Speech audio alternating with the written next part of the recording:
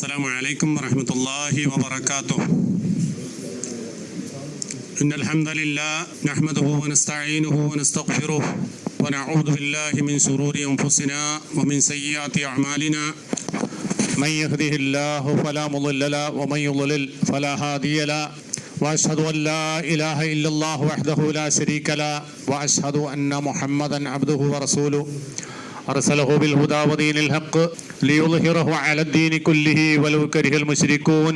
أما بعد فإن خير الحديث كتاب الله وخير الهدي هدي محمد صلى الله عليه وسلم وشر الأمور محدثاتها وكل محدثة بدعة وكل بدعة ضلالة وكل ضلالة في النار. يا أيها الذين آمنوا اتقوا الله حق تقاته ولا تموتن إلا وأنتم مسلمون. يا أيها الناس اتقوا ربكم الذي خلقكم من نفس واحدة وخلق منها زوجها وبث منهما رجالا كثيرا ونساء واتقوا الله الذي تساءلون به والأرحام إن الله كان عليكم رقيبا. يا أيها الذين آمنوا اتقوا الله وقولوا قولا سديدا يصلح لكم أعمالكم ويغفر لكم ذنوبكم ومن يطع الله ورسوله فقد فاز فوزا عظيما. ബഹുമാന്യരായ സഹോദരന്മാരെ, സഹോദരികളെ, സർവ്വലോക രക്ഷിതാവായ അള്ളാഹു സുബ്ഹാനഹു തആലയുടെ വിധി വിലക്കുകൾ കാത്തു സൂക്ഷിച്ചുകൊണ്ട് ജീവിക്കണമെന്ന് സ്വന്തത്തെ മറക്കാതെ എല്ലാ സഹോദരി സഹോദരന്മാരെയും ഓർമ്മപ്പെടുത്തുകയാണ്, വസിയത്ത് ചെയ്യുകയാണ്. ആത്മസംസ്കരണത്തിൻ്റെ മാസമായ വിശുദ്ധ റമദാൻ നമ്മുടെ പടിവാതിൽക്കൽ എത്തി നിൽക്കുന്ന പ്രത്യേകമായ ഒരു സമയത്ത് ആളുകൾക്ക് ഇസ്ലാമികമായ ഇൽമും തസ്കിയത്തും തർബിയത്തും നൽകുക എന്ന ലക്ഷ്യത്തോടു കൂടിയാണ് ഇന്നത്തെ ഇങ്ങനെ ഒരു പരിപാടി നമ്മൾ സംഘടിപ്പിച്ചിട്ടുള്ളത്. ഞാൻ നിങ്ങളോട് സംസാരിക്കേണ്ടത് സംസ്കരണത്തെക്കുറിച്ചാണ്. സംസ്കരണവും ഇബാദത്തുകളും തമ്മിലുള്ള ബന്ധമാണ് സംസാരത്തിൻ്റെ ആകത്തുക ആയി വരേണ്ടത്. എന്താണ് യഥാർത്ഥത്തിൽ ഈ സംസ്കരണം എന്ന് പറയുന്ന വാക്കുകൊണ്ട് ഉദ്ദേശിക്കപ്പെടുന്നത്? സംസ്കാരം എന്നതൊക്കെ നമ്മൾ സാധാരണ മലയാളത്തിൽ ധാരാളമായി ഉപയോഗിക്കുന്ന വാക്കാണ് സംസ്കാരം. അത് ഭൗതികമായ അർത്ഥത്തിലും ഉപയോഗിക്കുന്നുണ്ട്. സംസ്കരിക്കുക, ഇപ്പോൾ പെട്രോളിയം സംസ്കരണം, അതുപോലെയുള്ള പല സംഗതികളുടെയും സംസ്കരണത്തെ പറ്റി പറയാറുണ്ട് ഭൗതികമായ അർത്ഥത്തിൽ തന്നെ. അതെപ്പോഴാണ് സംസ്കരിക്കപ്പെടുക? ഒരു വസ്തുവിൽ നിന്ന് നമുക്ക് ആവശ്യമുള്ള വസ്തുവിനെ ഉരുത്തിരിച്ചെടുക്കുമ്പോഴാണ്. ഒരു മവാദുൽ ഹാമ, അതിൽ നിന്ന് ആവശ്യമില്ലാത്തതിനെ ഒഴിവാക്കുകയും നമുക്ക് ആവശ്യമുള്ളതിനെ മാത്രം ഉരുത്തിരിച്ച് മാറ്റിയെടുക്കുകയും ചെയ്യുന്ന പ്രക്രിയക്കാണ് സംസ്കരിക്കുക എന്ന് പറയാം. ഈ പറയുന്ന സംഗതി മനുഷ്യനിലേക്ക് എങ്ങനെ ബാധകമാക്കും എന്നതാണ് നമ്മുടെ മുമ്പിലുള്ള വിഷയം. മനുഷ്യൻ എന്ന് പറഞ്ഞാൽ ഒരസംസ്കൃതമായ വസ്തുവാണ്. ഒരസംസ്കൃതമായ സാധനത്തെ സംസ്കരിച്ച് ശുദ്ധീകരിച്ച് വൃത്തിയാക്കിയെടുക്കുന്ന പ്രക്രിയക്ക് പറയുന്ന പേരാണ് തസ്കിയത്ത്. അപ്പോൾ വിശുദ്ധ ഖുർആനിലൂടെയും ഹദീസിലൂടെയും നമ്മൾ നോക്കിക്കഴിഞ്ഞാൽ ഈ പറയുന്ന വാക്കിനെ സൂചിപ്പിക്കുന്ന പല വാക്കുകൾ നമുക്ക് കാണാൻ പറ്റും. അതിലൊന്നാണ് അത്തഹ്ദീബ്, വേറെ ഒന്നാണ് തത്ഹീർ, വേറെ ഒന്നാണ് തസ്ഫിയത്ത്. അതിന്റെ ഏറ്റവും ഉയർന്ന രൂപമാണ് തസ്കിയത്ത് എന്ന് പറയുന്നത്. ഇതെല്ലാം സമാനമായ അർത്ഥങ്ങൾക്ക് ഉപയോഗിക്കുന്ന, എന്നാൽ ചെറിയ ചെറിയ വ്യത്യാസങ്ങളോട് കൂടി പറയപ്പെടുന്ന വാക്കുകളാണ്. ഏതായിരുന്നാലും ശരി, മനുഷ്യനെ സംബന്ധിച്ചിടത്തോളം വളരെ അനിവാര്യമായിട്ടുള്ള ഒരു കാര്യമാണ് എന്ത്? സംസ്കരിക്കപ്പെടുക എന്നുള്ളത്. അതുകൊണ്ട് തന്നെ അമ്പിയാക്കന്മാരുടെ നിയോഗത്തിന്റെ കാരണമായി വിശുദ്ധ ഖുർആൻ പറഞ്ഞിട്ടുള്ള ചില ആയത്തുകൾ പരിശോധിച്ചു കഴിഞ്ഞാൽ അവിടെ ഈ തസ്കിയത്തിനെ സംബന്ധിച്ച് പറഞ്ഞതായി നമുക്ക് കാണാൻ പറ്റും. ഒന്ന് രണ്ട് ആയത്തുകൾ, അതിന്റെ വിശദാംശങ്ങളിലൂടെ ഞാൻ ആദ്യമായി നിങ്ങളെ കേൾപ്പിക്കാം. ഒന്നാമതായി ഇബ്രാഹിം നബി അലൈഹി സ്വലാത്തു വസ്സലാമിന്റെയും ഇസ്മായിൽ അലൈഹി സ്വലാത്തു വസ്സലാമിന്റെയും പ്രാർത്ഥനയായിക്കൊണ്ട് സൂറത്ത് ബഖറയിൽ അല്ലാഹു തആല പറയുന്നുണ്ട്, റബ്ബനാ വബഅസ് ഫീഹിം റസൂലൻ, ഞങ്ങളുടെ റബ്ബേ നീ അവരിൽ നിയോഗിക്കണമേ. റബ്ബനാ വബഅസ് ഫീഹിം, അവരിൽ നീ നിയോഗിക്കണേ, റസൂലൻ, ഒരു റസൂലിനെ, മിൻഹും, അവരിൽ നിന്ന് തന്നെ. അപ്പൊ അവരിൽ നിന്ന് തന്നെ അവരിലേക്ക് നീ ഒരു റസൂലിനെ നിയോഗിക്കണമേ എന്നാ. അപ്പൊ അവരിൽ നിന്ന് അവരിലേക്ക് എന്ന് പറഞ്ഞാൽ എന്താ അർത്ഥം? അത് ഇബ്രാഹിം നബി അലൈഹി സ്വലാത്തു വസ്സലാമിന്റെ പരമ്പരയായ ഇസ്മായിൽ സന്തതികളാകുന്ന അറബികൾ, ആ അറബികളെ കുറിച്ചാണ് എന്ത് പറയുന്നത്? ഫീഹിം, അവരിലേക്ക് നിയോഗിക്കണേ. അവരിൽ നിന്ന് പറഞ്ഞാൽ തന്നെ ആ അറബികളിൽ നിന്ന്, ആ അറബികളായ ആളുകളിൽ നിന്നും അവർക്ക് ഒരു റസൂലിനെ നീ നിയോഗിക്കണമേ എന്നാണ് പ്രാർത്ഥന. എന്താണ് ആ റസൂലിന്റെ ഡ്യൂട്ടി? യത്ലു അലൈഹിം ആയാതിക, നിന്റെ ദൃഷ്ടാന്തങ്ങൾ ആ റസൂല് അവർക്ക് ഓതിക്കേൽപ്പിക്കുന്നു. യത്ലു അലൈഹിം, അവരിൽ ആ റസൂൽ ഓതിക്കേൽപ്പിക്കുന്നു ആയാതിക, നിന്റെ ദൃഷ്ടാന്തങ്ങളെ. അപ്പൊ അള്ളാഹുവിങ്കൽ നിന്നുള്ള അവന്റെ ദൃഷ്ടാന്തങ്ങളെ ഈ പറയുന്ന ജനസമൂഹത്തിലേക്ക് വായിച്ച് ഓതി കേൾപ്പിക്കുക എന്നതാണ് നബി സല്ലല്ലാഹു അലൈഹി വസല്ലമ ചെയ്യുന്ന ഒന്നാമത്തെ കാര്യം. ആയാത്ത് എന്ന് പറഞ്ഞാൽ എന്താ അർത്ഥം? ഇപ്പൊ വിശുദ്ധ ഖുർആനിലെ ഓരോ വചനങ്ങളെ കുറിച്ച് നമുക്ക് ആയത്ത് എന്ന് പറയാം. ഇപ്പൊ സൂറത്ത് ബഖറയിൽ എത്ര ആയത്തുണ്ടെന്ന് ചോദിച്ചാൽ ആയത്തിന്റെ എണ്ണം നമ്മൾ എണ്ണും. എന്നാൽ ആയത്ത് എന്ന് പറഞ്ഞാൽ ഈ പറയുന്ന വരികൾക്ക് അപ്പുറം എന്തുകൂടിയാണ്? ചില കാര്യങ്ങൾ മനുഷ്യന്റെ അവന്റെ വിശ്വാസത്തെ ഫലപ്പെടുത്തുന്ന, അല്ലെങ്കിൽ അവന്റെ വിശ്വാസത്തിലേക്ക് മാർഗം തെളിക്കുന്ന, മനുഷ്യനെ അവന്റെ യുക്തിയിലൂടെയും ബുദ്ധിയിലൂടെയും പരിവർത്തിപ്പിക്കുന്ന ഒരുപാട് സംഗതികൾ വിശുദ്ധ ഖുർആനിൽ നമുക്ക് കാണാൻ പറ്റും. ഈ ദുനിയാവിനെ സംബന്ധിച്ച്, ആകാശങ്ങളെ കുറിച്ച്, ഭൂമിയെ സംബന്ധിച്ച്, സൂര്യചന്ദ്ര നക്ഷത്രാദികളെ സംബന്ധിച്ച്, ചെടികളെ സംബന്ധിച്ച്, എല്ലാറ്റിനെയും സംബന്ധിച്ചും വിശുദ്ധ ഖുർആൻ പ്രതിപാദിച്ചിട്ടുണ്ട്. എന്തിനാ അത് പ്രതിപാദിക്കുന്നത്? അതൊരു ആയത്തായി കൊണ്ടാണ്. അള്ളാഹുവിന്റെ ഖുദ്റത്തിനെ കുറിച്ചും അവന്റെ അളമത്തിനെ കുറിച്ചും ആളുകളെ ബോധ്യപ്പെടുത്തുക എന്നതാണ് ആ പറഞ്ഞതിന്റെ അർത്ഥം. ആ നിലക്കുള്ള അള്ളാഹുവിന്റെ ആയത്തുകൾ ഓതി കേൾപ്പിക്കുക എന്നതാണ് റസൂൽ ചെയ്യുന്ന ഒന്നാമത്തെ കാര്യം. പിന്നെ പറയുന്നതോ വയുഅല്ലിമുഹുൽ കിതാബ, അവർക്ക് വേദഗ്രന്ഥം അഥവാ കിതാബ് പഠിപ്പിച്ചു കൊടുക്കുന്നു ആ പ്രവാചകൻ. വൽ ഹിക്മത, ഹിക്മത്തും പഠിപ്പിച്ചു കൊടുക്കുന്നു. അപ്പൊ രണ്ട് കാര്യം പഠിപ്പിക്കുന്നു. ഒന്ന് കിതാബ് പറഞ്ഞാൽ വിശുദ്ധ ഖുർആനാണ്. ഹിക്മത്ത് എന്ന് പറഞ്ഞാലോ ആ ഖുർആനിൽ പറയപ്പെട്ട ഓരോ വചനങ്ങളെയും അതിന്റെ ആശയങ്ങൾ എന്താണ്, അതിന്റെ അർത്ഥങ്ങൾ എന്താണ്, അതെങ്ങനെയാണ് മനുഷ്യന്റെ ജീവിതത്തിൽ അപ്ലൈ ചെയ്യേണ്ടത് എന്നതിനെ കുറിച്ചുള്ള വിശദാംശങ്ങളാണ്. അതിനാണ് സുന്നത്ത് നമ്മൾ പറയാ. സുന്നത്തുകൾ നബി സല്ലല്ലാഹു അലൈഹി വസല്ലമയുടെ തിരുചര്യ, അതും അള്ളാഹുവിങ്കൽ നിന്നുള്ള വഹീന്റെ അടിസ്ഥാനത്തിലാണ്. വിശുദ്ധ ഖുർആൻ പോലെ തന്നെ അള്ളാഹുവിങ്കൽ നിന്നുള്ള വഹീന്റെ അടിസ്ഥാനത്തിലാണ് അള്ളാഹുവിന്റെ റസൂൽ സല്ലല്ലാഹു അലൈഹി വസല്ലമ ദീനിന്റെ ഓരോ കാര്യങ്ങളും വിശദീകരിച്ചു കൊടുക്കുന്നത്. ആ പറഞ്ഞതൊക്കെ എന്താണ്? ഹിക്മത്തിൽപ്പെട്ടതാണ്. അപ്പൊ അള്ളാഹുവിന്റെ റസൂൽ ചെയ്തത് കിതാബ് പഠിപ്പിച്ചു, ഹിക്മത്ത് പഠിപ്പിച്ചു. എന്നിട്ട് പറയുന്ന കാര്യമാണെന്ത്? വയുസക്കീഹിം, അവരെ അതിലൂടെ സംസ്കരിക്കുകയും ചെയ്യുന്നു. അപ്പൊ സംസ്കരിക്കുക എന്ന് പറയുന്ന പണി, തസ്കിയത്ത് ചെയ്യുക എന്ന് പറയുന്ന പണി ഒരു നബിയെ നിയോഗിക്കുന്നതിന്റെ പ്രധാനപ്പെട്ട കാര്യങ്ങളിലൊന്നാണ്, കാരണങ്ങളിലൊന്നാണ്. ഇന്നക അൻതൽ അസീസുൽ ഹകീം, തീർച്ചയായും നീ അങ്ങേയറ്റം ഹിക്മത്ത് അനുസരിച്ച് പ്രവർത്തിക്കുന്ന ഹിക്മത്തുള്ളവനാണ് അല്ലാഹ്. പിന്നെ അവൻ അസീസാണ്. അസീസ് എന്ന് പറഞ്ഞാൽ അജയ്യൻ എന്ന് പറഞ്ഞ അർത്ഥം. അള്ളാഹുവിനെ ജയിച്ചടക്കാൻ ആർക്കും കഴിയില്ല. അങ്ങനെ ജയിച്ചടക്കാൻ കഴിയാത്ത അജയ്യനാകുന്നു അല്ലാഹ്. അവനാണ് അസീസ് എന്ന് പറയാ. അൽ ഹക്കീം എന്ന് പറഞ്ഞാൽ ചെയ്യുന്ന കാര്യം, അള്ളാഹുവിങ്കൽ നിന്നുണ്ടാകുന്ന എല്ലാ കാര്യങ്ങളും അതിനൊരു ഹിക്മത്ത് ഉണ്ടാവും, ഒരു തത്വം ഉണ്ടാവും, വെറുതെ ചെയ്യില്ല. അപ്പൊ അങ്ങ് വ്യക്തമായ ഹിക്മത്തിന്റെ അടിസ്ഥാനത്തിൽ പ്രവർത്തിക്കുന്നവനാകുന്നു. അപ്പൊ ഇവിടെ ഈ ആയത്തിലൂടെ അല്ലാഹു സുബ്ഹാനഹു വ തആല നമ്മെ ബോധ്യപ്പെടുത്തുന്ന കാര്യം, റസൂലിന്റെ നിയോഗം ഇതിനു വേണ്ടി നിയോഗിക്കണം എന്നാണ് ഇബ്രാഹിം നബി അലൈഹി സ്വലാത്തു വസ്സലാമും ഇസ്മായിൽ അലൈഹി സ്വലാത്തു വസ്സലാം അള്ളാഹുവിനോട് ദുആ ചെയ്തിട്ടുള്ളത്. അതാണ് നബി സല്ലല്ലാഹു അലൈഹി വസല്ലമയുടെ നിയോഗത്തിലൂടെ സാക്ഷാത്കരിക്കപ്പെട്ടിട്ടുള്ള സംഗതി. ഇനി ഇതേ കാര്യം നബി സല്ലല്ലാഹു അലൈഹി വസല്ലമയെ നിയോഗിച്ച സന്ദർഭത്തിൽ ആ റസൂലിനെ സംബന്ധിച്ച് വിശുദ്ധ ഖുർആൻ പറഞ്ഞു തരുന്നുണ്ട്. അതവിടെ സൂറത്ത് ജുമഅയിലൂടെ അവിടെ എന്താ പറയുന്നത്? ഹുവല്ലദീ ബഅസ ഫിൽ ഉമ്മയ്യീന റസൂലൻ മിൻഹും, അവനാകുന്നു അഥവാ അല്ലാഹു സുബ്ഹാനഹു വ തആലയാകുന്നു നിയോഗിച്ചവൻ. ബഅസ ഫിൽ ഉമ്മയ്യീന, ഉമ്മിയുകളിലേക്ക് നിയോഗിച്ചവൻ, ഉമ്മിയുകളിൽ നിയോഗിച്ചു. എന്താ ഉമ്മി എന്ന് പറഞ്ഞാൽ? അക്ഷരാഭ്യാസമില്ലാത്തവൻ, എഴുതാനും വായിക്കാനും അറിയാത്തവൻ. അങ്ങനെയുള്ള ഒരു ഉമ്മിയായ ഉമ്മത്തിലേക്ക് നിയോഗിച്ചവൻ. റസൂലൻ, ഒരു റസൂലിനെ നിയോഗിച്ചവൻ അവനാണ്. മിൻഹും, അവരിൽ നിന്ന് തന്നെ. നേരത്തെ പറഞ്ഞില്ലേ അവരിൽ നിന്ന് തന്നെ റസൂലിനെ നിയോഗിക്കണമേ എന്ന് പറഞ്ഞത്. അത് അങ്ങനെ തന്നെ ഇവിടെ പറയാണ്. അങ്ങനെയുള്ള ഉമ്മിയുകളായ ആളുകളിലേക്ക് ഉമ്മയായ ഒരു നബിയെ നബി സല്ലല്ലാഹു അല്ലാഹു സുബ്ഹാനഹു വ തആല നിയോഗിച്ചു. എന്നിട്ട് ചെയ്യുന്ന പണി എന്താ? യത്ലു അലൈഹിം ആയാതിഹി, ആ നബി അവർക്ക് അള്ളാഹുവിന്റെ ആയാത്തുകളെ, ദൃഷ്ടാന്തങ്ങളെ ഓതി കേൾപ്പിക്കുന്നു. എന്നിട്ട് വയുസക്കീഹിം, അവരെ സംസ്കരിക്കുന്നു. വയുഅല്ലിമുഹുൽ കിതാബ വൽ ഹിക്മത, അവർക്ക് വേദഗ്രന്ഥം വിശുദ്ധ ഖുർആൻ പഠിപ്പിച്ചു കൊടുക്കുന്നു.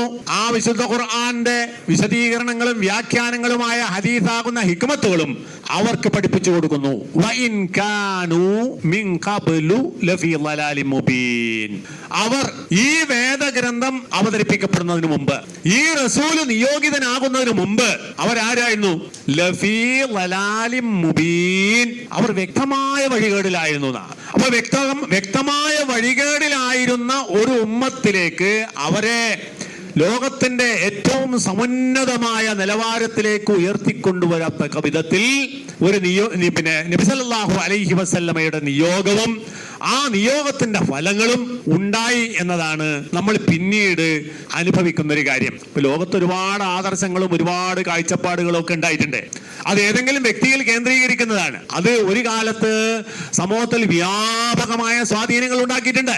അങ്ങനെ വ്യാപകമായ സ്വാധീനങ്ങൾ ഉണ്ടാക്കപ്പെട്ടിട്ടുള്ള ആദർശങ്ങളും ആശയങ്ങളും കാഴ്ചപ്പാടുകളും ഒക്കെ കാലത്തിന്റെ ഏതോ ഒരു പ്രത്യേകമായ സമയത്ത് തിരോഭവിക്കപ്പെട്ടു പോയിട്ടുണ്ട്. അതിന് നിലനിൽപ്പില്ലാതായി പോയിട്ടുണ്ട്. അങ്ങനെ ഒരുപാട് സംഗതികൾ ഉണ്ടായിട്ടുണ്ട്. എന്നാൽ വിശുദ്ധ ഇസ്ലാം മുഹമ്മദ് റസൂൽ സല്ലല്ലാഹു അലൈഹി വസല്ലമ ദഅവത്ത് നടത്തി, പ്രബോധനം നടത്തി വളർത്തിയിട്ടുള്ള ആ ഉമ്മത്തും ആ വിശ്വാസവും ആ ആദർശവും ആ സംസ്കാരവും ലോകത്ത് ഇന്നും പ്രോജ്വലമായി നിലനിൽക്കുന്നു എന്ന് പറയുന്നത് തന്നെ ഒരു മഹാ അത്ഭുതകരമായ കാര്യമാണ്. അതിൽ തന്നെ ഏജാസ് ഉണ്ട്. വിശുദ്ധ ഇസ്ലാം എന്ന് പറഞ്ഞാൽ അത്ഭുതകരമായ ഒരു കാര്യമാകുന്നു, ഏജാസ് ആകുന്നു എന്നതിന്റെ തെളിവാണെന്ത്? ഇത് ഇങ്ങനെ തന്നെ പോറലേൽക്കാതെ നിലനിൽക്കുന്നു എന്ന് പറയുന്ന ആശയം. അപ്പോ വ്യക്തമായ വഴികേടി ആയിരുന്ന ഒരു ജനസമൂഹത്തിലേക്ക് അല്ലാഹു സുബ്ഹാനഹു വ തആല റസൂലിനെ നിയോഗിക്കുകയും അള്ളാഹുവിന്റെ ദൃഷ്ടാന്തങ്ങൾ വായിച്ചു കേൾപ്പിക്കുകയും അവർക്ക് സംസ്കരണം നൽകുകയും ചെയ്തു എന്നല്ല, വയുസക്കീഹിം, അവരെ സംസ്കരിക്കുകയും ചെയ്തു. അപ്പൊ സംസ്കരിക്കുക എന്ന് പറയുന്നത് റസൂലിന്റെ നിയോഗത്തിന്റെ പ്രധാനപ്പെട്ട കാര്യങ്ങളിൽ ഒന്ന്. അതിനു വേണ്ടിയിട്ടാണ് ഈ നിയോഗം ഉണ്ടായത് തന്നെ എന്ന് അതിൽ നിന്ന് മനസ്സിലാക്കും. ഇനി ഇവിടെ ഇമാം സഅദി റഹിമഹുല്ലാ ഈ ആയത്തിനെ വിശദീകരിച്ച് പറഞ്ഞിട്ടുള്ള കാര്യങ്ങൾ ഞാൻ നിങ്ങളെ വായിച്ച് കേൾപ്പിക്കാം. അൽ മുറാദു ബിൽ ഉമ്മിയീൻ, ഉമ്മിയുകൾ, നേരത്തെ പറഞ്ഞല്ലോ ഉമ്മിയായ സമൂഹത്തിലേക്കാണ് നിയോഗിച്ചതെന്ന് പറഞ്ഞല്ലോ. ഉമ്മി എന്ന് പറഞ്ഞാൽ അല്ലദീന ലാ കിതാബ ഇൻദഹും, അവരുടെ അടുക്കൽ പ്രത്യേകിച്ച് ഒരു കിതാബില്ല എന്ന് പറഞ്ഞാൽ അതിന്റെ മുമ്പത്തെ നബി ആരാ? റസൂലുള്ളാഹിന്റെ മുമ്പത്തെ നബി ആരാ? തൊട്ട് മുമ്പത്തെ നബി ആരാ?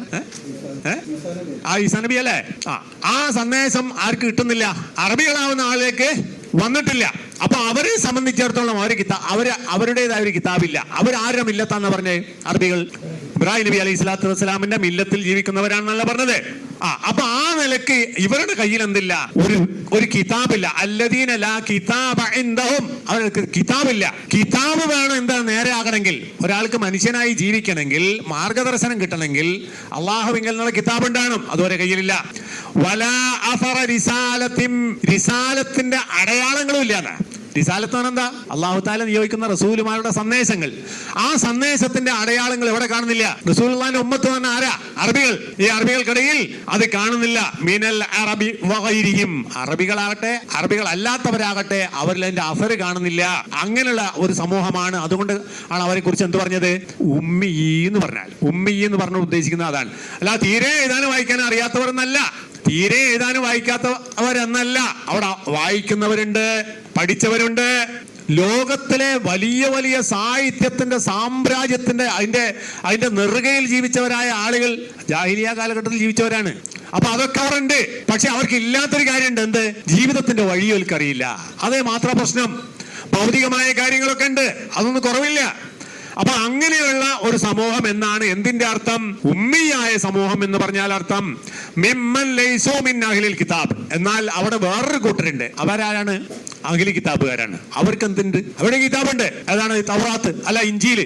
ഇഞ്ചീല് പോലെ കയ്യിലുണ്ട്. ആ കൊട്ടിമാട്ടപ്പെട്ടതാണെങ്കിലും ഇഞ്ചീലിന്റെ സ്വാധീനം അവർക്കുണ്ട് എന്നർത്ഥം. അതൊന്നുള്ളതിനേക്കാൾ കൂടുതൽ ഉണ്ടായിരുന്നു ആ കാലഘട്ടത്തിൽ. അവരല്ലാത്തവരായ ആളുകൾക്കൊക്കെ അവർക്ക് ഈ പറഞ്ഞ സംഗതികൾ ഉണ്ടായിരുന്നില്ല. ലിഅന്നഹും ആദിമൂനലിൽ ഇൽമി വൽ ഖൈർ, അവർക്ക് യഥാർത്ഥത്തിലുള്ള ഇൽമു ഉണ്ടായിരുന്നില്ല. ഇൽമ തടയപ്പെട്ട അല്ലെങ്കിൽ ഇൽമ ഇല്ലാത്തവരായ ആളുകളായിരുന്നു. വൽ ഖൈർ വകാനു ഫീ ആലമി وكانوا أعظم من منته على غيرهم لأنهم عادموا للعلم وكانوا في ضلال مبين. അതുകൊണ്ട് തന്നെ ഈ സംഭവം ഒന്നും ഇല്ലാത്തതുകൊണ്ട് അവരെന്താ? കിതാബില്ല, അപ്പൊ റിസാലത്തിന്റെ അസറുകളൊന്നും അവിടെ കാണാനില്ല. അതുകൊണ്ട് അവരെന്തായിരുന്നു? ലലാലും മുബീനിലായിരുന്നു, വ്യക്തമായ വഴികേടിലായിരുന്നു. വ്യക്തമായ വഴികേട് എങ്ങനെയൊക്കെ വരുന്നത്? ഒന്ന് വിശ്വാസപരമായ കാര്യത്തിലാണ്. യതഅബ്ബദൂനൽ അശ്ജാർ, അവർ മരങ്ങളെ ആരാധിച്ചിരുന്നു. വൽ അസ്നാം, വിഗ്രഹങ്ങളെ ആരാധിച്ചിരുന്നു. വൽ അഹ്ജാർ, കല്ലുകളെ ആരാധിച്ചിരുന്നു. കല്ലുകളെയും മരങ്ങളെയും അതുപോലുള്ള സാധനങ്ങളെയും ആരാധ്യ വസ്തുക്കളാക്കി അവർ വെച്ചിരുന്നു. ഒരു ബുദ്ധിയുള്ള ഒരുത്തന്നെ ചെയ്യാൻ പറ്റുന്ന പണിയല്ലാതെ ഒരു വിഗ്രഹത്തിന്റെ മുമ്പിൽ പോയിട്ട് പൂജിക്കുക, ആരാധിക്കുക, പ്രാർത്ഥിക്കുക എന്ന് പറയുന്നത് ബുദ്ധിയുള്ള ഒരു മനുഷ്യൻ ചെയ്യുന്നതല്ല. കാരണം അത് മനുഷ്യനെ പോലെ മനുഷ്യ നിർമ്മിതമായ ഒരു സാധനമാണ്. അതിന്റെ മുമ്പിൽ പോയി ഈ ആരാധനയും പ്രാർത്ഥനയും ചെയ്യാന്നുള്ളത് സാധാരണ ബുദ്ധിയുള്ളൊന്നും ചെയ്യാൻ പറ്റൂല. അപ്പോ ഈ ബുദ്ധിയില്ലായ്മ, വിവരമില്ലായ്മയുടെ ഭാഗമായിട്ടാണ് ഈ പറയുന്ന ലലാലത്തുകൾ ഉണ്ടായത്. പിന്നെയോ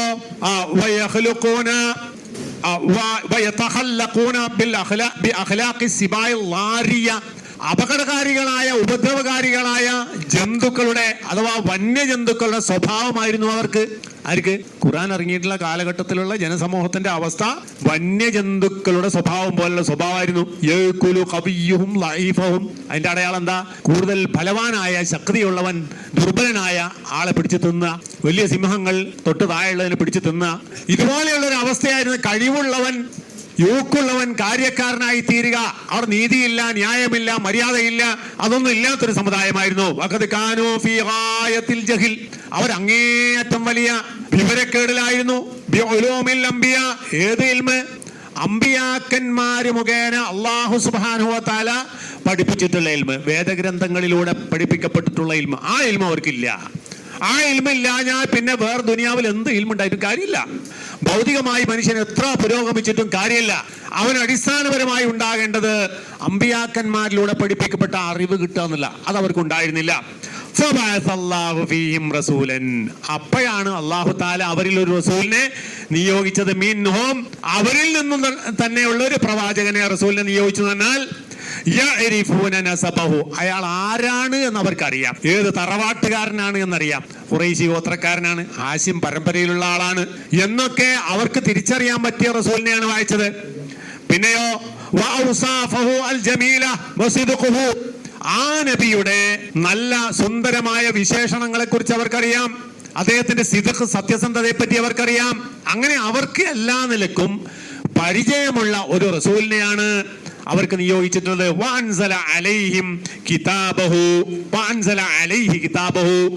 ആ നബിയുടെ മേൽ അല്ലാഹു സുബ്ഹാനഹു വ തആല അവന്റെ വേദഗ്രന്ഥമായ ഖുർആൻ ഇറക്കി കൊടുത്തു. യത്ലു അലൈഹിം ആയാതിഹി, അവന്റെ ദൃഷ്ടാന്തങ്ങളെ ആ നബി അവർക്ക് ഓതി കേൾപ്പിച്ചുകൊണ്ട്. അൽ ഖാതിഅത്തിൽ മൂജിബത്തിൽ ഈമാനി വൽ യഖീൻ. ആയാത്ത് എന്ന് പറഞ്ഞാൽ എന്താ അതിന്റെ അർത്ഥം? അൽ ഖാതിയത്തുൽ മൂജിബത്തുൽ ഈമാൻ. ആ ആയത്തുകൾ കേട്ട് കഴിഞ്ഞാൽ അത് ഈമാനെ അനിവാര്യമാക്കും. ആ ആയത്ത് കേട്ട് കഴിഞ്ഞാൽ ഒരാൾക്ക് വിശ്വാസമില്ലാതെ തിരിഞ്ഞു കളയാൻ കഴിയില്ലെന്ന. അങ്ങനെയുള്ള ഈമാനെ അനിവാര്യമാക്കുന്ന ഖണ്ഡിതമായ തെളിവ് എന്നാണ് എന്തിന്റെ അർത്ഥം?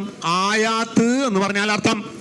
അങ്ങനെയുള്ള ആയത്തുകൾ അള്ളാഹുവിന്റെ റസൂൽ അവർക്ക് ഓതി കേൾപ്പിച്ചു കൊടുത്തു. എന്നിട്ട് വയുസക്കീഹിം, അവർക്ക് സംസ്കരണം ഉണ്ടാക്കി. എന്താ സംസ്കരണം ഉണ്ടാക്കി എന്ന് പറഞ്ഞാൽ എങ്ങനെയാണത്? അവരെ പ്രേരിപ്പിച്ചു അലൽ അഖ്ലാഖിൽ ഫാദില, ശ്രേഷ്ഠമായ സ്വഭാവങ്ങൾ അവരുണ്ട്. അങ്ങനെ തസ്കിയത്ത് വരിക. ഒരാളിൽ ഏറ്റവും നല്ല പെരുമാറ്റവും ഏറ്റവും നല്ല സ്വഭാവങ്ങളും ഉണ്ടാക്കിയെടുക്കുക, അങ്ങനെയാണ് തസ്കിയത്ത്. ഒരാള് സംസ്കാര സമ്പന്നനാവുക എന്നത് പ്രത്യക്ഷത്തിൽ നമ്മൾ അറിയുന്നത് എന്താണ്? പ്രത്യക്ഷത്തിൽ നമുക്ക് ഒരാളെ പറ്റി വിലയിരുത്തൽ എങ്ങനെയാ? ഒരു നല്ല ഒരാളാണ് എന്ന് മനസ്സിലാക്കണത് അയാളുടെ മുആമലാത്തുകൾ, ഇടപാടുകൾ എന്താണ്? പരിശുദ്ധമാണ്, നല്ല പെരുമാറ്റക്കാരനാണ്, നല്ല സ്വഭാവക്കാരനാണ് എന്നതാണ് അതിന്റെ അടയാളം. അപ്പൊ അങ്ങനെയുള്ള സ്വഭാവങ്ങൾ ഉണ്ടാകാൻ വേണ്ടി നബി സല്ലല്ലാഹു അലൈഹി വസല്ലമ അവരെ പ്രേരിപ്പിച്ചു. അതാണ് എന്തിന്റെ അർത്ഥം? യുസക്കീഹിം എന്ന് പറഞ്ഞാൽ ബിഅൻ യുഹിസ്സഹും അലൽ അഖ്ലാഖിൽ ഫാദില, ശ്രേഷ്ഠമായ സ്വഭാവങ്ങൾ ഉണ്ടാകാൻ വേണ്ടി ആ നബി അവരെ പ്രേരിപ്പിച്ചു. പിന്നെ വയുഫസ്സിലുഹാലഹും, എന്തൊക്കെയാണ് ശ്രേഷ്ഠമായ സ്വഭാവം എന്ന് ആ നബി അവർക്ക് വിശദീകരിച്ചു കൊടുക്കുകയും ചെയ്തു. വയുസ്ജിറുഹും അനിൽ അഖ്ലാഖിർ റദീല, നിന്ദ്യമായ മോശപ്പെട്ട എല്ലാ സ്വഭാവങ്ങളിൽ നിന്നും അവരെ അകറ്റി നിർത്താൻ വേണ്ടിയുള്ള കാര്യങ്ങളും നബി സല്ലല്ലാഹു അലൈഹി വസല്ലം ചെയ്തു. അപ്പൊ തിന്മകൾ ഇല്ലാതിരിക്കുകയും ഏറ്റവും ഉത്തമമായ സ്വഭാവങ്ങളെ സൃഷ്ടിക്കുകയും ചെയ്യാൻ ആവശ്യമായ പണി ചെയ്യലാണ് എന്ത്? തസ്കിയത്ത് എന്ന് പറഞ്ഞാൽ. വയുഅല്ലിമുഹുൽ കിതാബ വൽ ഹിക്മ, അവർക്ക് അല്ലാഹു തആല വേദഗ്രന്ഥം പഠിപ്പിച്ചു കൊടുത്തു. വൽ ഹിക്മത, വേദഗ്രന്ഥത്തിന്റെ വിശദാംശമായ ഹിക്മത്ത് പഠിപ്പിച്ചു കൊടുത്തു എന്ന് പറഞ്ഞാൽ ഐ അല്ലമൽ ഖുർആന വഅല്ലമസ് സുന്ന, അല്ലാഹുവിന്റെ റസൂൽ അവർക്ക് ഖുർആൻ പഠിപ്പിച്ചു കൊടുത്തു, പിന്നെ സുന്നത്ത് പഠിപ്പിച്ചു കൊടുത്തു. അപ്പോ കിതാബ് എന്ന് പറഞ്ഞാൽ ഖുർആൻ, ഹിക്മത്ത് എന്ന് പറഞ്ഞാൽ അസ്സുന്ന എന്നാണ് അർത്ഥം. അൽ മുസ്തമിലു ദാലിക ഉലൂമൽ അവ്വലീന വൽ ആഖിരീൻ, ആ കിതാബിലും സുന്നത്തിലും എന്തടങ്ങിയിട്ടുണ്ട്? ഉലൂമൽ അവ്വലീന വൽ ആഖിരീൻ, പൂർവമായ കാലഘട്ടത്തിൽ കഴിഞ്ഞു പോയിട്ടുള്ള ആളുകളുടെ വിവരങ്ങളുണ്ട്.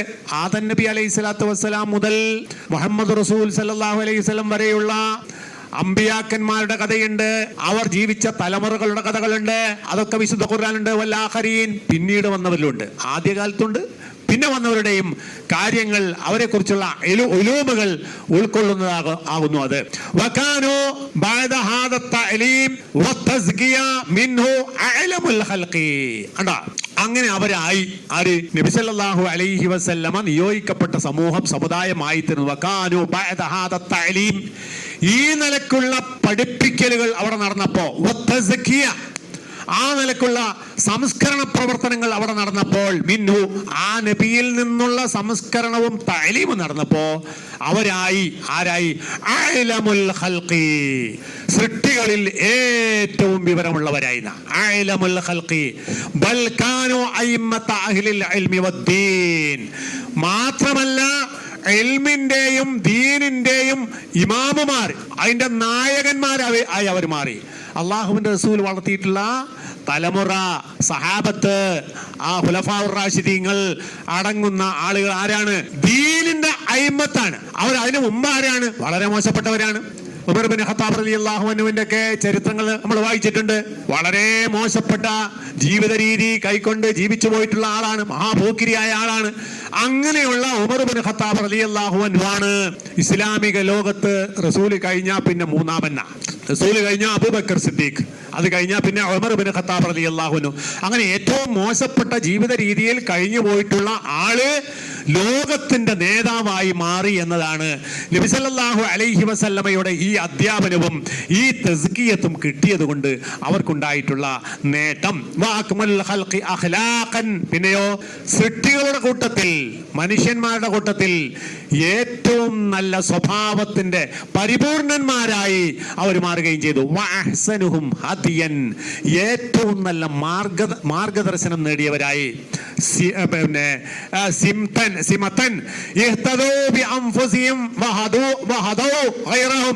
അവർ സ്വയം തന്നെ സന്മാർഗത്തിന്റെ ഭാഗമായി തീരുകയും മറ്റുള്ളവരായ ആളുകൾക്ക് ഹിദായത്ത് പറഞ്ഞു കൊടുക്കുകയും ചെയ്യുന്ന ആളുകളായി അവർ മാറുകയുണ്ടായി.